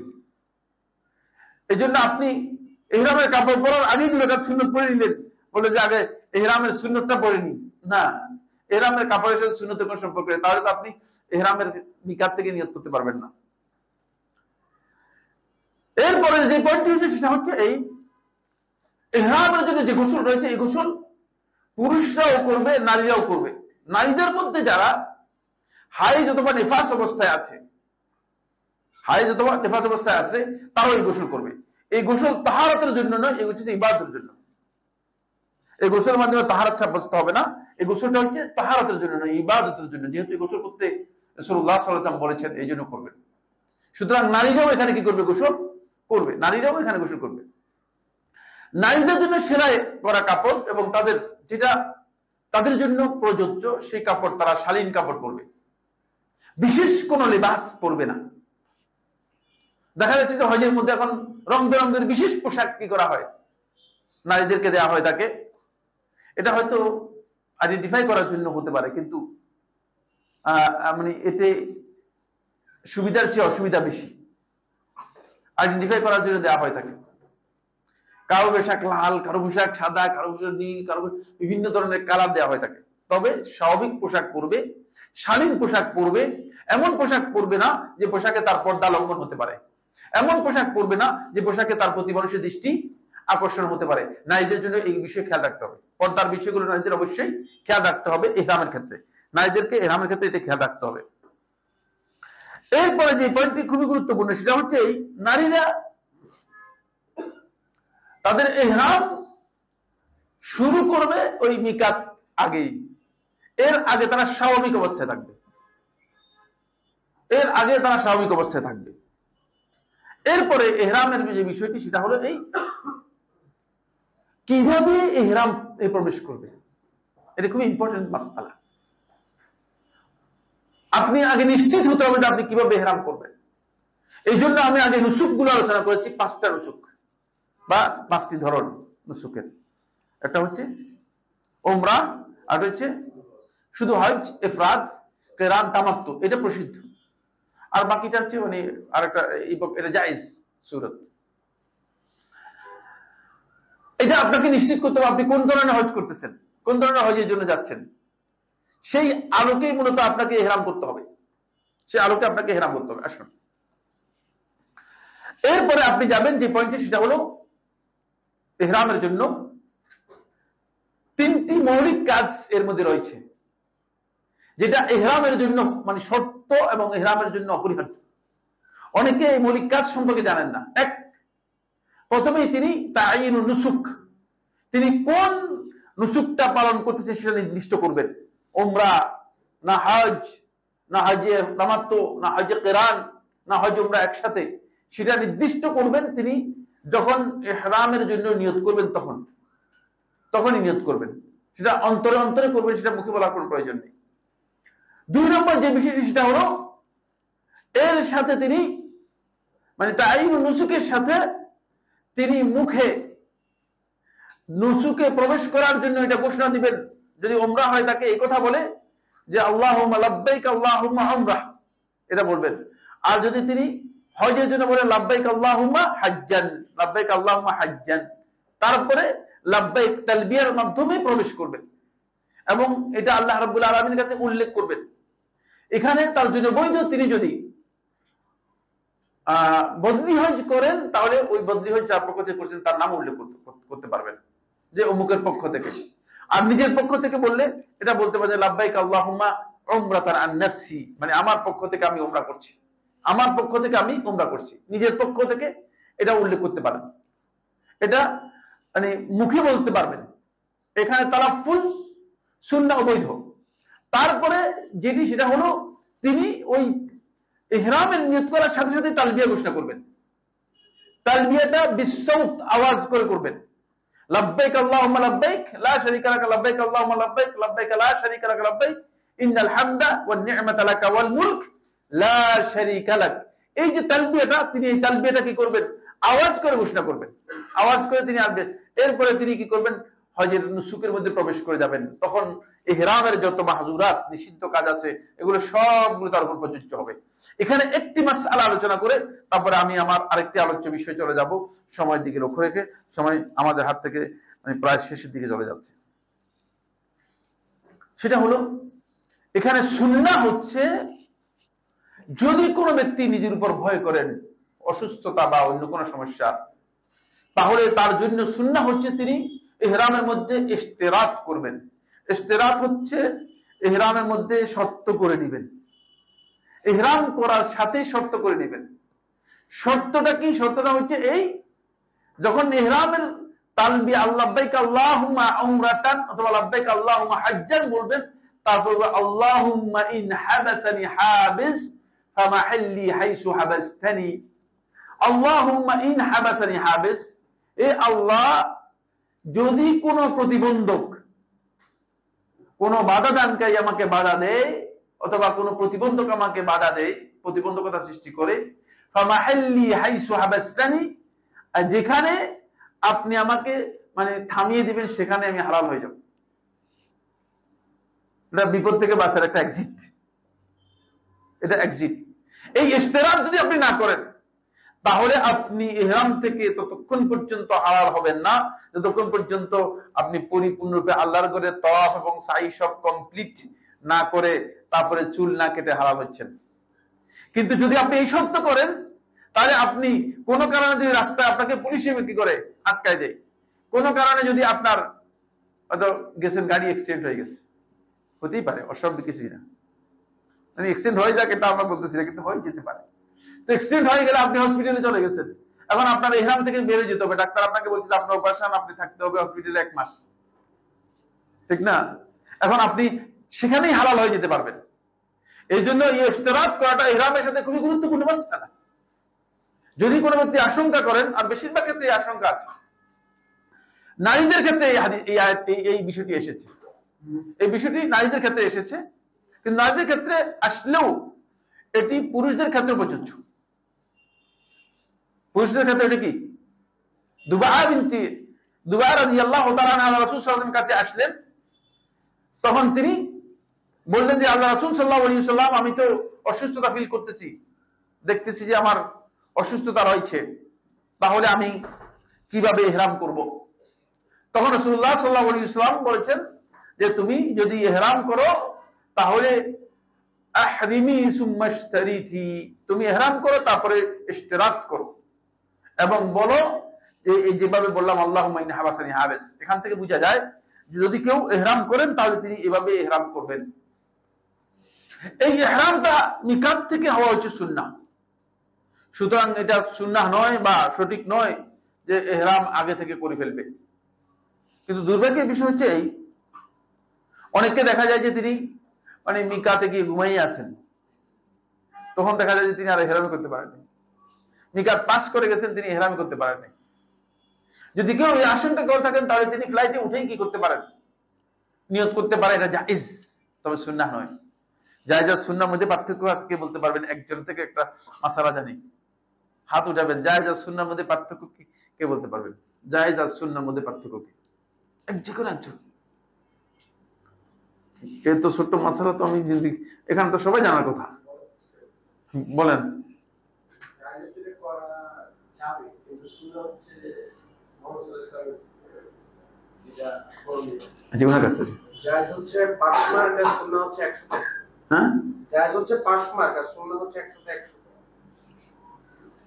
এটা তো একটা মানে এটা হলো মানে আপনি একটা আকলি মানে কথা বললেন, মানে আপনার এই কথা বেলিড, বাট এটা ইসলামের বক্তব্য নয়। ইসলামের বক্তব্য খুবই স্বচ্ছ। হ্যাঁ,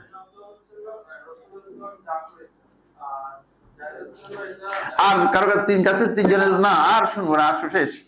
জায়েজ হচ্ছে যে কাজটি আপনাকে শুধু অনুমোদন দেওয়া রয়েছে, আপনি এখান থেকে মানে বের হওয়ার একটা পথ, এক্সিট, বুঝলেন? আর সুন্নাহ হচ্ছে ইবাদত। সুন্নাহ ইবাদত হওয়ার কারণে এর সওয়াব রয়েছে, বুঝতে পেরেছেন? জায়েজের সওয়াব নেই, যার মধ্যে কি নেই, এক্সিট শুধুমাত্র। তালাক দেওয়াটা জায়েজ, কিন্তু তালাক দিলে সওয়াব হবে না। বুঝতে পারলাম কিনা? আজকে অন্তপক্ষে একটু এই মাসালাটা নতুন জেনে গেছেন, কোনো সন্দেহ নেই আমার। তালাক দেওয়াটা সুন্নাহ নয়, তালাক দিলে সওয়াব হবে কিনা? তাহলে প্রতিদিনই বউ তালাক দিয়ে দিতে, কিন্তু এটা জায়েজ, জায়েজের মধ্যে কি নেই, কোনো সওয়াব নেই। সুন্নাহ এর মধ্যে কি রয়েছে, সওয়াব রয়েছে। সুন্নাহ হচ্ছে ইবাদত। আচ্ছা, এবার সামনে যাই। তাহলে আমরা ইহরাম সম্পর্কে এই কথাগুলো আলোচনা করলাম, ক্লিয়ার বিষয়। ইহরাম সম্পর্কে কিছু কথা আলোচনা করলাম, মসজিদে হারাম সম্পর্কে কিছু কথা, জরুরি কিছু মাসআলা আলোচনা করেছি, তবে সব মাসআলা নয়। এবার আমার আজকের যে আলোচ্য বিষয় রয়েছে সেই বিষয়ে যাব ইনশাআল্লাহ তাআলা।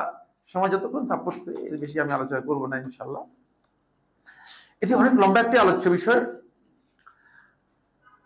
আসলে ইহরাম এবং হজ এবং এর সাথে সম্পৃক্ত যে বিধানগুলো আছে এগুলো খুবই গুরুত্বপূর্ণ।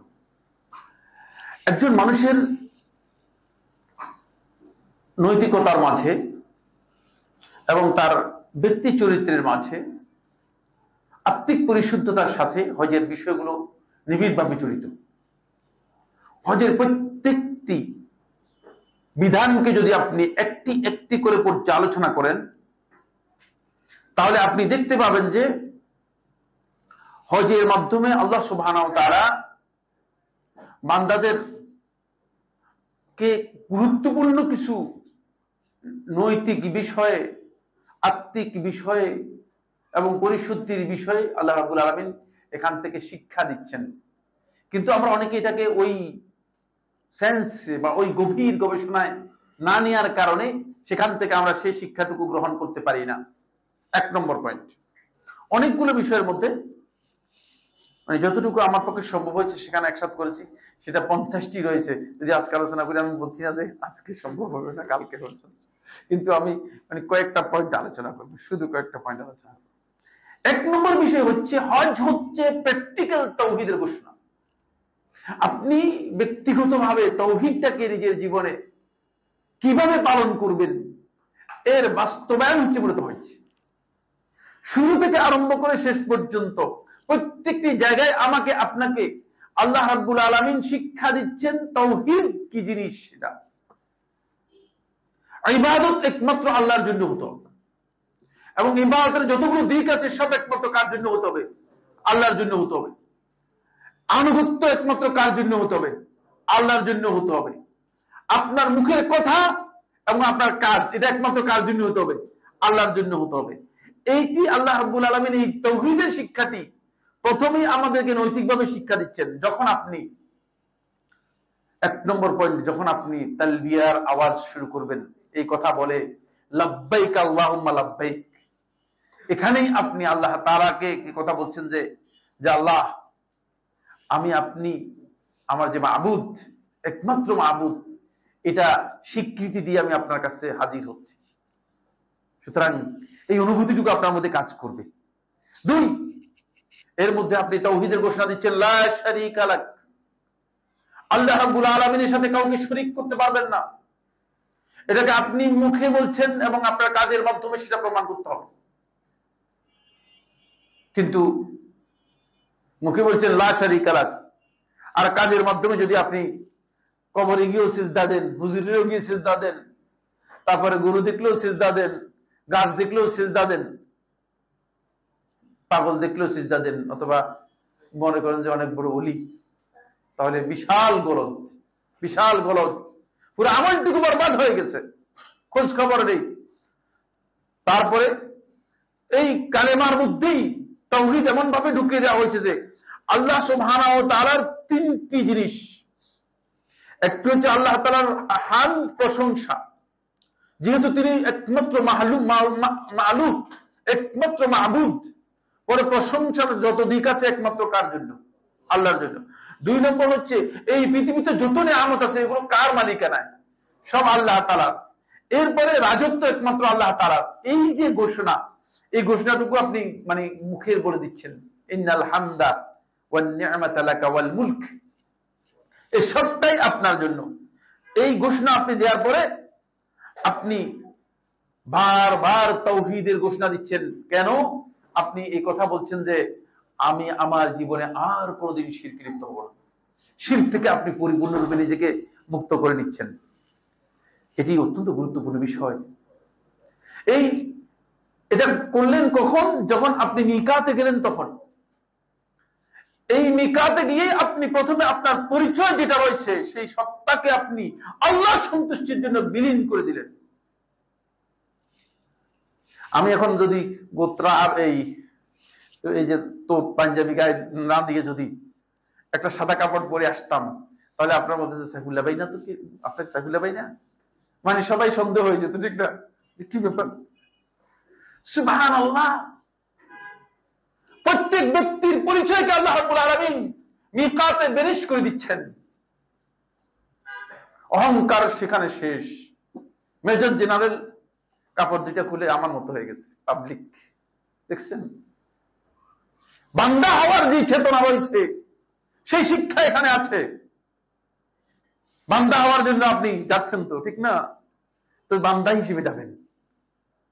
প্রত্যেকের কাপড় মানে পাঞ্জাবি, জুব্বা, কোট টোট গায়ে দিলে তো মানে আপনি সচিব অমুক না, কিন্তু এখানে সচিব বচিব না, এখানে সবাই আল্লাহর বান্দা। কাপড় 2টা শুধুমাত্র সাদা কাপড় আপনাকে দিয়ে মিকাত থেকে আপনাকে ওই যে আল্লাহর ঘর পর্যন্ত, এই জায়গায় আপনি আসার আগেই মিকাত থেকে আপনাকে বলতেছে যে বান্দা হয়ে আসো। সকল পরিচয় শেষ, বান্দার পরিচয় একমাত্র পরিচয়। ওই যে পোস্টের পরিচয়, ওই যে ব্যক্তির অহংকার, সাইফুল্লাহ মদিনা ইউনিভার্সিটি থেকে পিএইচডি করেছে, অহংকার, এগুলো সবটাকে বেরিশ করে দিয়ে আসতে হবে। এগুলো সব নিকাতে রেখে যান, এই পরিচয় সব নিকাতে রেখে যাবেন। কতটুক দূর? আমরা যে নিকাত অতিক্রম করে থাকি সেটা আল্লাহর ঘর থেকে 78 কিলোমিটার দূরে। এটা হলো সবচেয়ে নিকটতম মিকাত, মানে সবচেয়ে নিকটতম দূরত্ব হচ্ছে 78 কিলোমিটার দূরে।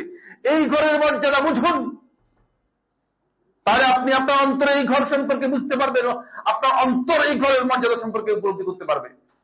78 কিলোমিটার আগে আপনি বলবেন যে আমি বান্দা হয়ে গিয়েছি, আমার সমস্ত পরিচয় শেষ, পরিচয় থেকে আমি আলাদা হয়ে গিয়েছি 78 কিলোমিটার আজ থেকে।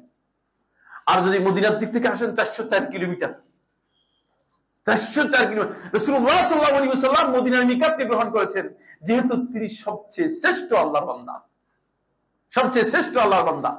এই জন্য আল্লাহ রাসূল সাল্লাল্লাহু আলাইহি ওয়াসাল্লাম 404 কিলোমিটার দূর থেকে ইহরাম করে আসছেন। এই সময় পুরাটা আপনি ইহরাম করে আসবেন, বান্দা হয়ে আসবেন। এখানে অহংকারের কোন জায়গা নেই।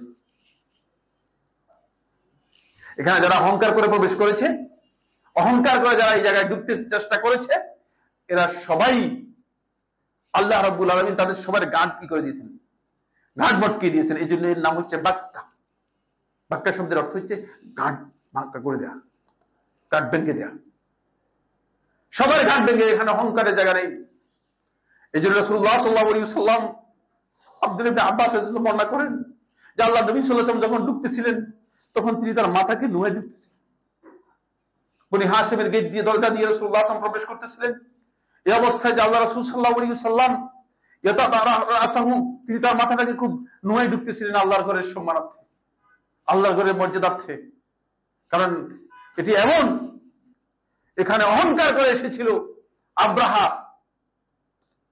এই প্রবেশ করার আগেই ওয়াদি মুহাসসারে তার পুরা বাহিনী সহ সবাইকে সম্পূর্ণরূপে ধ্বংস করে দিয়েছে। এর আগেও যারা এখানে এই চেষ্টা করেছিল, এদের সবাইকে আল্লাহ রাব্বুল আলামিন শাস্তি দিয়ে ধ্বংস করেছেন। সুতরাং এই জায়গাটা অত্যন্ত গুরুত্বপূর্ণ জায়গা। ফলে আপনি যখন ইহরাম করবেন, তখন আপনার মধ্যে এই অনুভূতি আসবে যে আমি বান্দা হতে চেষ্টা করেছি। কিন্তু ইহরাম করার পরে যদি দেখি যে বান্দা হওয়ারও দূরের কথা, দেখা যায় তিনি ইহরাম করে মিথ্যাও বলতেছেন, নাউযুবিল্লাহি মিন যালিক, তাহলে এই জায়গায় আমাদের আসলে আত্মিক সেই পরিবর্তন আমাদের মধ্যে আসেনি। এখানে আপনি যখন ইহরাম করে আপনি যাবেন, তখন আপনার কাজ হচ্ছে অধিক পরিমাণে আল্লাহ তাআলা তাওহীদের ঘোষণা দিবেন। জাবের ইবনে আব্দুল্লাহ রাদিয়াল্লাহু আনহু বর্ণনা করেন যে রাসূলুল্লাহ সাল্লাল্লাহু আলাইহি ওয়াসাল্লাম ফাআহাল্লা বিতাওহীদ, তাওহীদের মাধ্যমে তিনি ইহলাল করেছেন, অর্থাৎ ইহরামের ঘোষণা দিয়েছেন। সুতরাং যত বেশি আপনি তালবিয়া পাঠ করবেন, ততই আপনি এর মর্যাদা পাবেন। রাসূলুল্লাহ সাল্লাল্লাহু আলাইহি ওয়াসাল্লাম বলেছেন যে কিয়ামতের দিন আপনার এই তালবিয়ার আওয়াজ আশেপাশে যত গাছগাছালি আছে যারা শুনবে, এরা সবাই কিয়ামতের দিনে আপনার সাক্ষী দেবে, আপনার সাক্ষী হবে। সুতরাং আপনি অধিক পরিমাণে তালবিয়া পাঠ করার জন্য চেষ্টা করবেন। 2 নম্বর পয়েন্ট, এটা প্রথম পয়েন্টে আলোচনা করেছি। 1 নম্বর পয়েন্টে 2 নম্বর পয়েন্ট হচ্ছে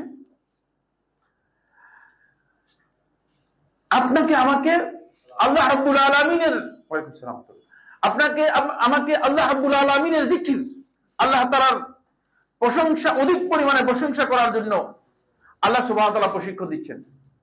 বান্দা যখন ইহরাম করেন, ইহরাম থেকে আরম্ভ করে বান্দা যখন আল্লাহর ঘর পর্যন্ত পৌঁছবে, বান্দার এই মৌলিক কাজ হচ্ছে তিনি তার অনুভূতির মধ্যে তিনি বেশি বেশি এই জিনিসটি আনবেন যে তিনি আল্লাহ রাব্বুল আলামিনের প্রশংসা, আল্লাহ তাআলার তাসবিহ, আল্লাহ রাব্বুল আলামিনের তাহলিল, এগুলো সবগুলো বেশি বেশি করে তিনি আদায় করবেন।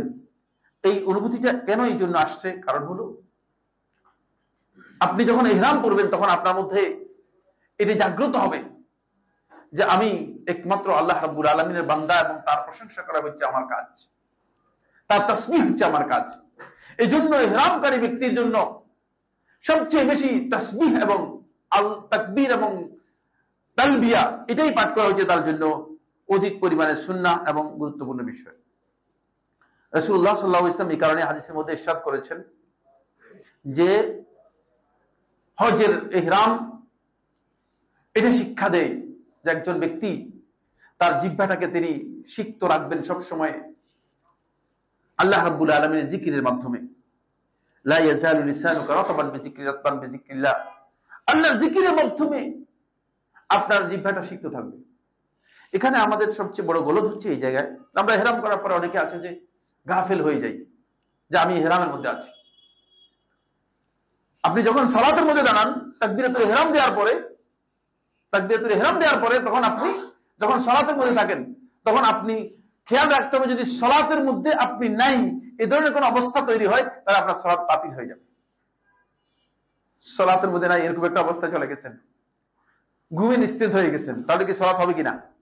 হবে না। সালাতের মধ্যে আছেন এটা আপনাকে নিশ্চিত হতে হবে। ঠিক ইহরামের মধ্যে আপনি আছেন মানে আপনি একটা বিধিনিষেধের মধ্যে আপনি নিজেকে নিয়ে আসছেন, হারাম একটি মানে নিজের উপর কিছু বিষয়কে হারাম করে নিয়েছেন, এই অবস্থায় আছেন, সেটা আপনাকে কি করতে হবে? নিশ্চিত করতে হবে, সেটা আপনাকে নিশ্চিত করতে হবে। এরপরে তালবিয়া পাঠ করার বিষয়টি ইহরামের সবচেয়ে বড় একটি গুরুত্বপূর্ণ জিকির। বেশি বেশি করে তালবিয়া পাঠ করবেন। যিনি উমরার ইহরাম করে বের হয়েছেন, মিকাত থেকে আরম্ভ করে একেবারে আল্লাহর ঘর তওয়াফ শুরু করা পর্যন্ত সুন্নাহ হচ্ছে তিনি তালবিয়া পাঠ করবেন। তালবিয়ার মধ্যে সুন্নাহ হচ্ছে অধিক পরিমাণে তালবিয়া পাঠ করা এবং রাফউস সাউতি বিতালবিয়া, তালবিয়ার আওয়াজটা বুলন্দ করা পুরুষদের জন্য। নারীরা শুধুমাত্র নিজেরা শুনতে পারে সেভাবে তালবিয়া পাঠ করবে। এরপরে আপনি আসবেন আল্লাহর ঘর। আল্লাহর ঘরের এখানে যখন আপনি বসবেন, আল্লাহর ঘরের মর্যাদা অনেক বেশি। এখানে আবুল কাসিম তাওয়ারানি রাহিমাহুল্লাহ তাআলা একটি দোয়া উল্লেখ করেছেন, নাসরুদ্দিন আলবানী রাহমাতুল্লাহি আলাইহি সহিহ বলেছেন বা হাসান বলেছেন। সেই দোয়াটি আপনার কিতাবের মধ্যে পাবেন, আল্লাহুম্মা ঈমানান বিকা ওয়া তাসদীকান বিকিতাবিকা। এই দোয়াটি যদি কেউ পড়েন তিনি পড়তে পারেন, কিন্তু তাহকিকের মধ্যে আমার কাছে সবটি দুর্বল মনে হয়েছে এবং জুমহুর আহলে হাদিস অনেকেই দুর্বল বলেছেন। যদি কেউ তিনি সেই দোয়া করেন করতে পারেন। তবে আল্লাহর ঘরের সামনে সালফে সালিহিনদের আমল সাব্যস্ত হয়েছে দোয়া করার বিষয়টি। কেউ যদি দোয়া করতে চান তিনি দোয়া করতে পারেন, এটি সুন্নাহ পরিপন্থী নয়, যদি কেউ করেন তিনি করতে পারেন, কিন্তু এখানে সুনির্দিষ্ট কোনো দোয়া নেই। মানে এটার জন্য বইয়ের মধ্যে আলাদা একটা দোয়া নির্দিষ্ট করে দিবেন না, এই ধরনের কোনো দোয়া সুন্নাহ দ্বারা সাব্যস্ত হয়নি। এরপরে আপনি তাওয়াফের মধ্যে যাবেন। তাওয়াফ এটি হচ্ছে গুরুত্বপূর্ণ ইবাদত, আর তাওয়াফের পুরাটাই হচ্ছে মূলত দোয়া এবং জিকির। তাওয়াফের পুরাটাই হচ্ছে দোয়া এবং জিকির। আপনাকে দোয়া এবং জিকিরের প্র্যাকটিস করা হচ্ছে। আপনি কত বেশি আল্লাহ তাআলার কাছে দোয়া করতে পারেন, কত বেশি আল্লাহ তাআলার কাছে চাইতে পারেন, আর আল্লাহ রাব্বুল আলামিনের জিকিরটা আপনি কত বেশি করতে পারেন। যদি আপনার অন্তরের মধ্যে প্রশান্তি আনতে চান, আলা বিযিকরিল্লাহি তাতমাইন্নুল কুলুব ওয়াল্লাযীনা আমানু তাতমাইন্নু কুলুবুহুম বিযিকরিল্লাহ। আল্লাহর জিকিরের মাধ্যমেই আপনার অন্তরটা কি হবে? প্রশান্তি আসবে। সুতরাং এখানে যত বেশি পারেন অধিক পরিমাণে জিকির করবেন। তাওয়াফ এবং সাইয়ের মধ্যে অধিক পরিমাণে জিকির করা। হজের প্রায় প্রত্যেকটি জায়গাতেই মূলত এমন কোন জায়গা নেই যেখানে রাসূলুল্লাহ সাল্লাল্লাহু আলাইহি ওয়াসাল্লাম দোয়া এবং জিকিরের কথা বলেন নেই। এখান থেকে বোঝা যায় যে মূলত আমাদের মৌলিক শিক্ষা হচ্ছে হজের আমল থেকে আমরা দোয়া এবং জিকিরের প্র্যাকটিস আমাদের মধ্যে আনতে হবে। আমরা আমাদের জীবনে দোয়ার বিষয়টিকে খুবই ক্ষুদ্র মনে করে থাকি। আমি অনেক জায়গায় যখন লোকদেরকে বলি যে ভাই এটা একটা বড় সমস্যা, আল্লাহ তাআলার কাছে দোয়া করেন, আল্লাহ রাব্বুল আলামিন ক্ষমা করবেন। হুজুর দোয়াই হয় না, দাবা লাগে। এই ব্যক্তি আল্লাহ সম্পর্কে জানে না। আসলে দোয়া এমন একটা অস্ত্র, শেখুল ইসলাম ইবনে কাইয়্যিম রাহমাতুল্লাহ বলেন যে পৃথিবীর এমন কোন সংকট নেই, এমন কোন বালা মুসিবত নেই, এমন কোন অসুস্থ নয় যেটা দোয়ার মাধ্যমে আল্লাহ রাব্বুল আলামিন রহিত করেন না, উঠাই নেন না। তা আমরা বুঝতে পারিনি, দোয়াটা আমাদের অন্তরের মধ্যে এই জায়গায় আসে নাই। আপনি সবসময় যাতে আপনার মুখের মধ্যে দোয়া, সবসময় যেন আপনার কথার মধ্যে জিকিরের মধ্যে জিকির থাকতে পারে, আল্লাহ তাআলার স্মরণ থাকতে পারে। কিন্তু তাওয়াফ করতেছেন হাজী সাহেব, মনে যেন তাকে কেউ ক্যামেরাম্যান নিয়োগ দিছে। এটা কি আপনারা দেখছেন না? দেখেন নাই? আপনারা ওই যে টেলিভিশনও দেখতে পাবেন, প্রত্যেকের হাতে ক্যামেরা, তিনি ক্যামেরাম্যান, তাকে কে দায়িত্ব দিয়েছে ক্যামেরা করার জন্য? এরপরে সেলফি তুলে তারপরে ফেসবুকে দিচ্ছেন শো আপ করার জন্য। ইবাদতের শো আপের জায়গায় নেই, সেই জায়গায় আমাদের বড় গরদ হয়ে যাচ্ছে। 4 নম্বর যে পয়েন্টটি সেটা হলো এই ইহরাম আপনাকে আরেকটি বিষয়ে ভালোভাবে স্মরণ করে দিচ্ছে, সেটা হচ্ছে যে আপনি আপনার মৃত্যু এবং এখান থেকে প্রস্থানটা আপনার কাছে স্মরণ করে দিচ্ছে যে এখন তো নিজে নিজে 2টা কাপড় পরেছে তো, কিন্তু একদিন আসবে যে নিজেই পড়তে পারবে না, নিজেই পড়তে পারবে না। এখন তো নিজে নিজে পড়লাম, কাপড় চোপড় খুলে নিজেই 2টা পড়লাম বান্দা হওয়ার জন্য। ওই বান্দা হয়ে দিতে হবে আবার, কিন্তু নিজে পড়তেও পারবেন না। এটা আপনাকে আমাকে স্মরণ করে দিচ্ছে ইমানদার ব্যক্তি তার এই প্রস্থানের জায়গাটুকু, এক্সিটের যে জায়গাটুকু রয়েছে সেটাকে স্মরণ করবে গভীরভাবে। তাহলে সে ব্যক্তি নিজের অন্তর এবং নিজের কাজকে সে পরিবর্তন করতে পারবে। আমরা সেই অনুভূতি নিয়ে এহরামের মধ্যে এহরামের কাপড় পরি না, এহরামের কাপড় পরে তো আমরা সেই অনুভূতি আমাদের মধ্যে, সেই শিক্ষা আমাদের মধ্যে কাজ করে না, সেই শিক্ষা আমাদের মধ্যে কাজ করে না।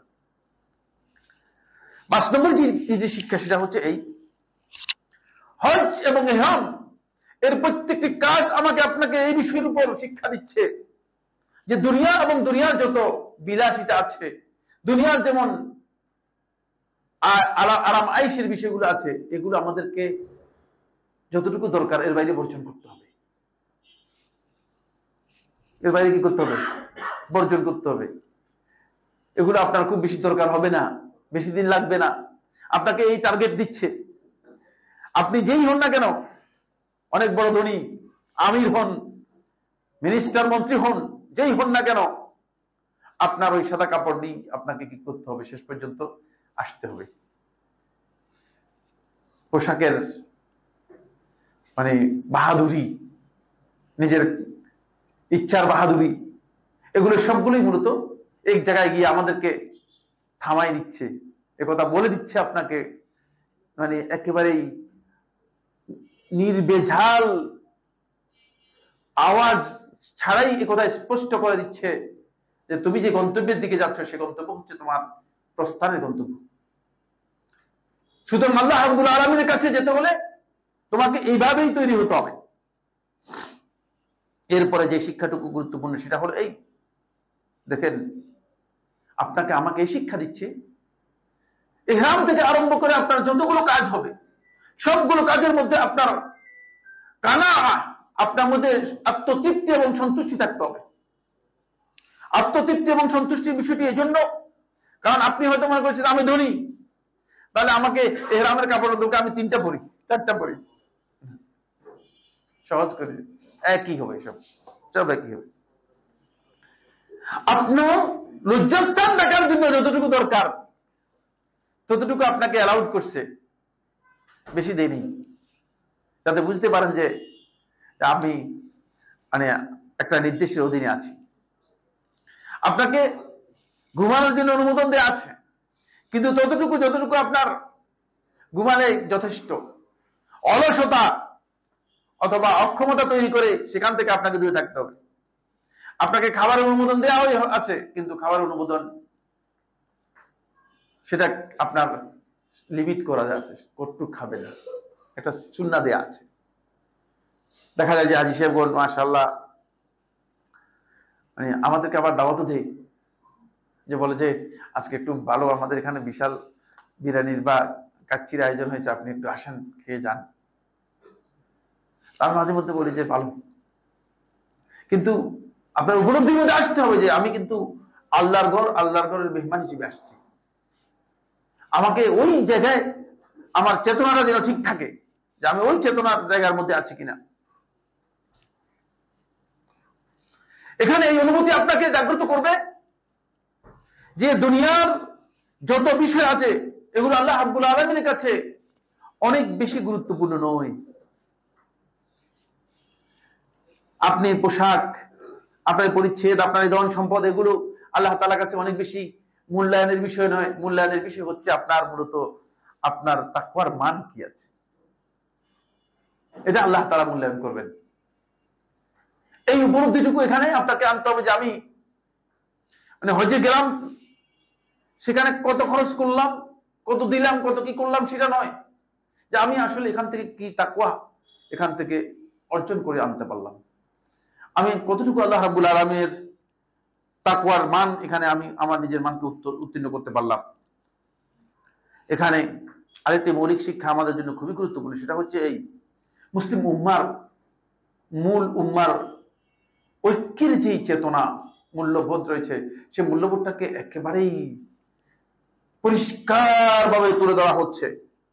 তাদের কথায়, তাদের সবার স্লোগানও এক, তাদের কাজে, তাদের কাজগুলো এক, তাদের জায়গায় অবস্থান এবং তাদের ইবাদতের সময় সবটাকে একসাথ করে আল্লাহ রাব্বুল আলামিন তাদেরকে এই কথা বুঝাচ্ছেন যে তোমাদের জন্য মূলত মূল্যবোধের দিক থেকে একটি ঐক্যের বিধান আল্লাহ তাআলা দিয়েছেন। সেই বিষয়টুকু এখান থেকে আমরা উপলব্ধি করতে পারবো। 9 নম্বর পয়েন্ট হচ্ছে যে সেটা হলো আপনাকে অবশ্যই আল্লাহ তাআলার অবাধ্যতা থেকে সবর করতে হবে। আল্লাহ রাব্বুল আলামিন অবাধ্যতার জায়গায় কোনোভাবেই আপনি যেতে পারবেন না। সুতরাং যেখানে অবাধ্যতা আছে সেখানে আপনাকে নিজেকে বেঁধে রাখতে হবে, নিজেকে ধরে রাখতে হবে। অবাধ্যতার জায়গাগুলো প্রথমেই শুরু হবে ইহরামের মাহজুরাত থেকে। ইহরামের মাহজুরাত হচ্ছে ইহরামের নিষিদ্ধ কাজগুলো। ইহরামের নিষিদ্ধ যতগুলো কাজ আছে এগুলোর মধ্যে আপনি যদি সবর ইখতিয়ার না করেন, নিজেকে কন্ট্রোল না করেন, নিজেকে যদি শক্ত করে বেঁধে না রাখেন, তাহলে আপনি ভুল কাজ করে ফেলবেন। এই জন্য সবরের প্রশিক্ষণ শুরু হচ্ছে। এগুলোর মধ্যে অনেকগুলোই হালাল, বেশিরভাগই হালাল। কিন্তু হালাল থেকে আপনাকে আল্লাহ তাআলা অবাধ্যতা থেকে বাঁচানোর জন্য, আল্লাহর অবাধ্য থেকে আপনাকে অবাধ্যতা থেকে সরানোর জন্য হালালকে আপনাকে কি করা হচ্ছে, হালাল থেকে আপনাকে সরিয়ে রাখা হচ্ছে সবর করার জন্য, যাতে সবর করতে পারে। অনুরূপ ভাবে আল্লাহ রাব্বুল আলামিন যেগুলো নিষেধ করেছেন গর্হিত কাজ থেকে আপনাকে সবর করতে হবে।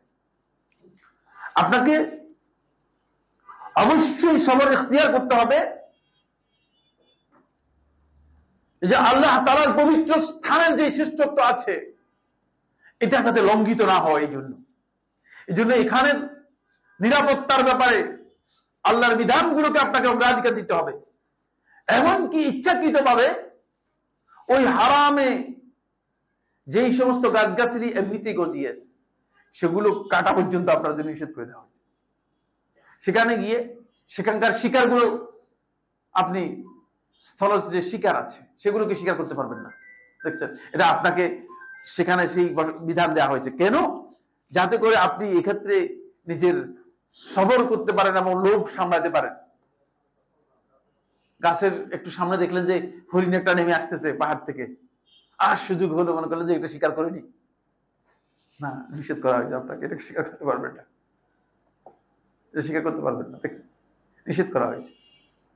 সুতরাং এই জায়গায় আপনাকে অবশ্যই আসতে হবে। এরপর আনুগত্যের উপর আমাদেরকে, আল্লাহ আনুগত্যের জন্য আমাদেরকে সবর ইখতিয়ার করতে হবে।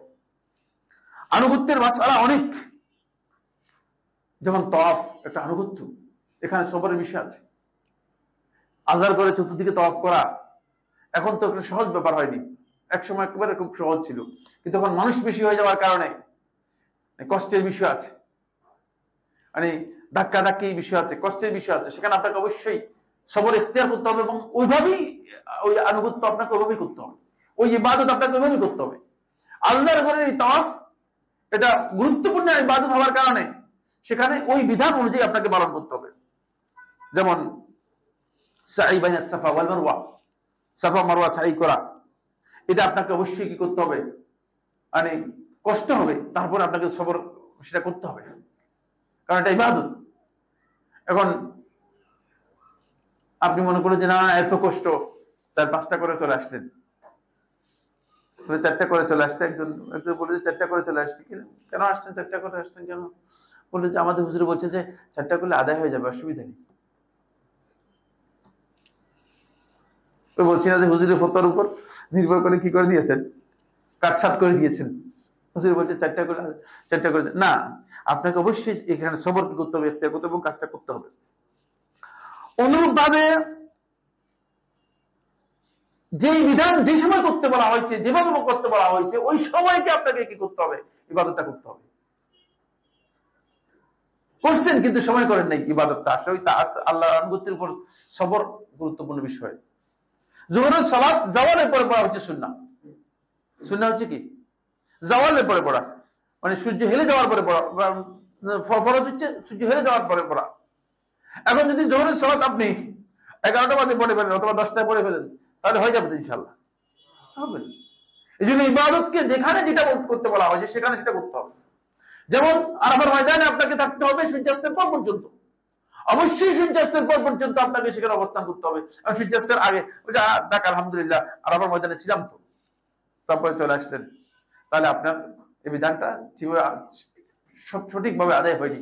বিধান পালনের ক্ষেত্রে আল্লাহ রাসূলের আনুগত্য ওকে সেটাকে অগ্রাধিকার আপনি দেননি, অগ্রাধিকার দেননি।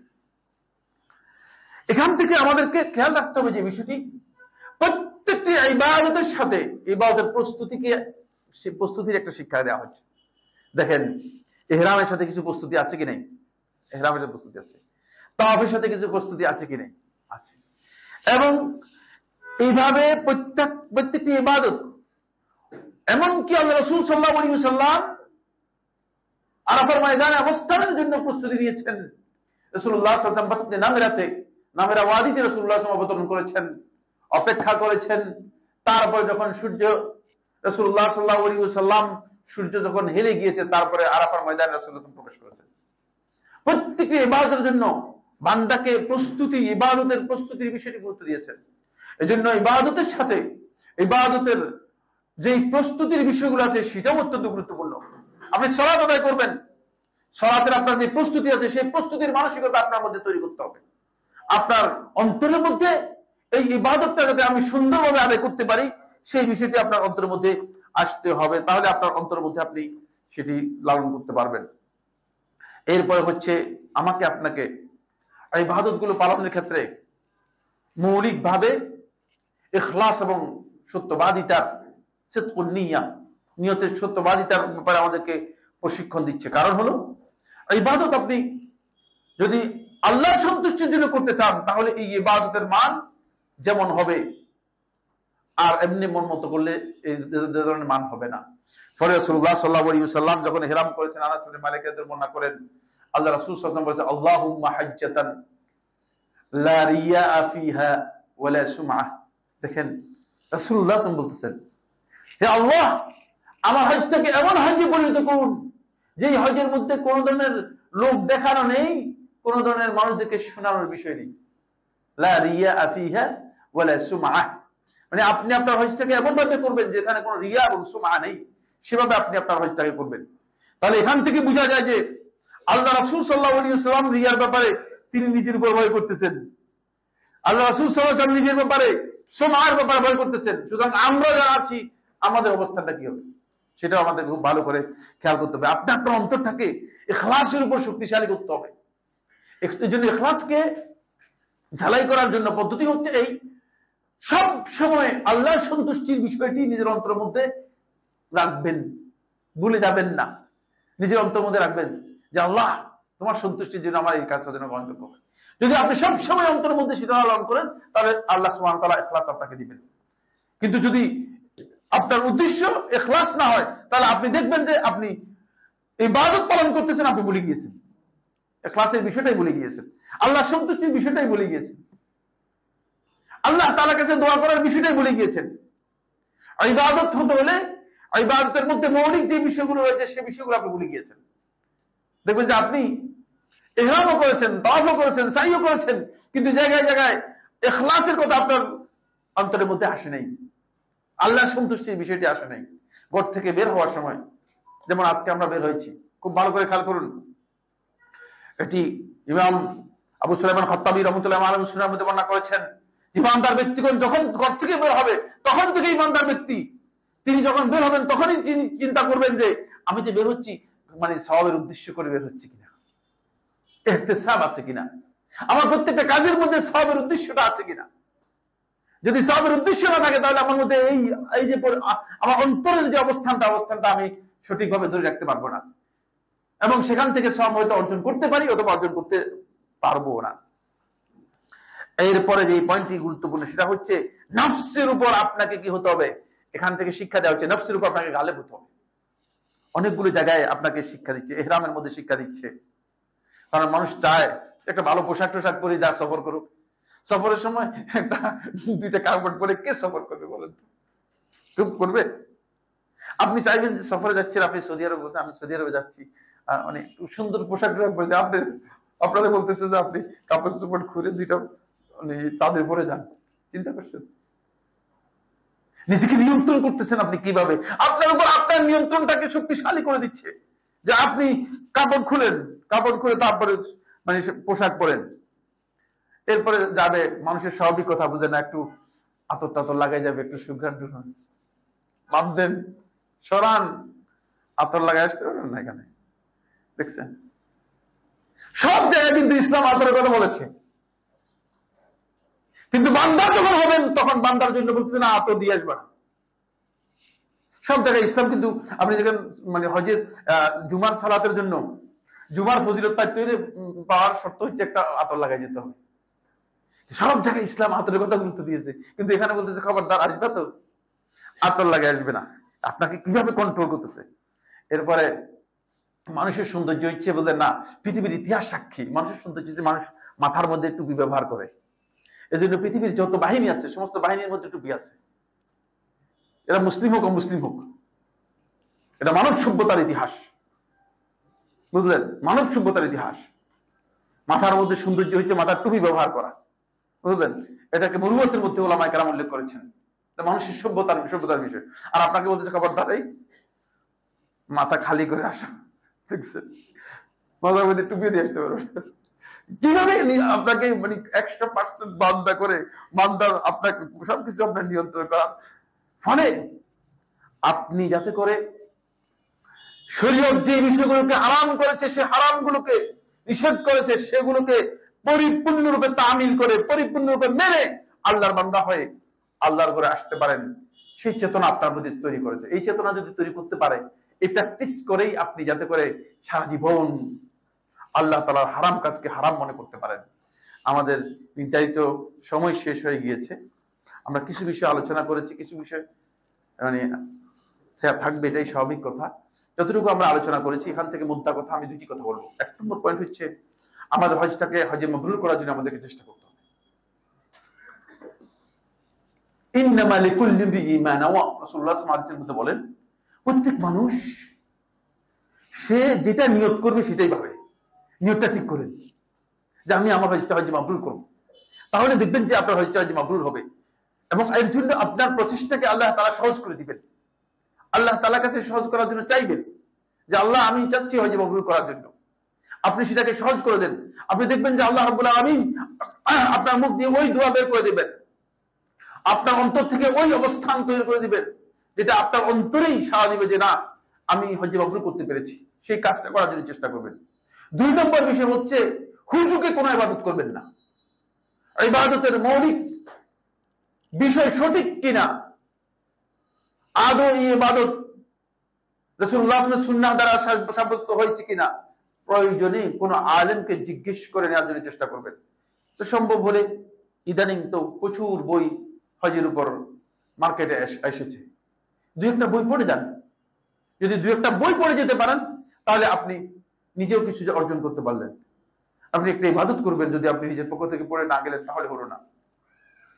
আর এর সাথে যুক্ত করবেন যেটা, সেটা হলো এই যে আপনার অন্তরটাকে একমাত্র আল্লাহ রাব্বুল আলামিনের সন্তুষ্টির জন্য আপনার অন্তরটাকে নিবেদন করবেন, যেন আমি অন্তরের দিক থেকে আপনি যেন আল্লাহর সন্তুষ্টির বাইরে কোনো কাজ আপনার দ্বারা না হয়।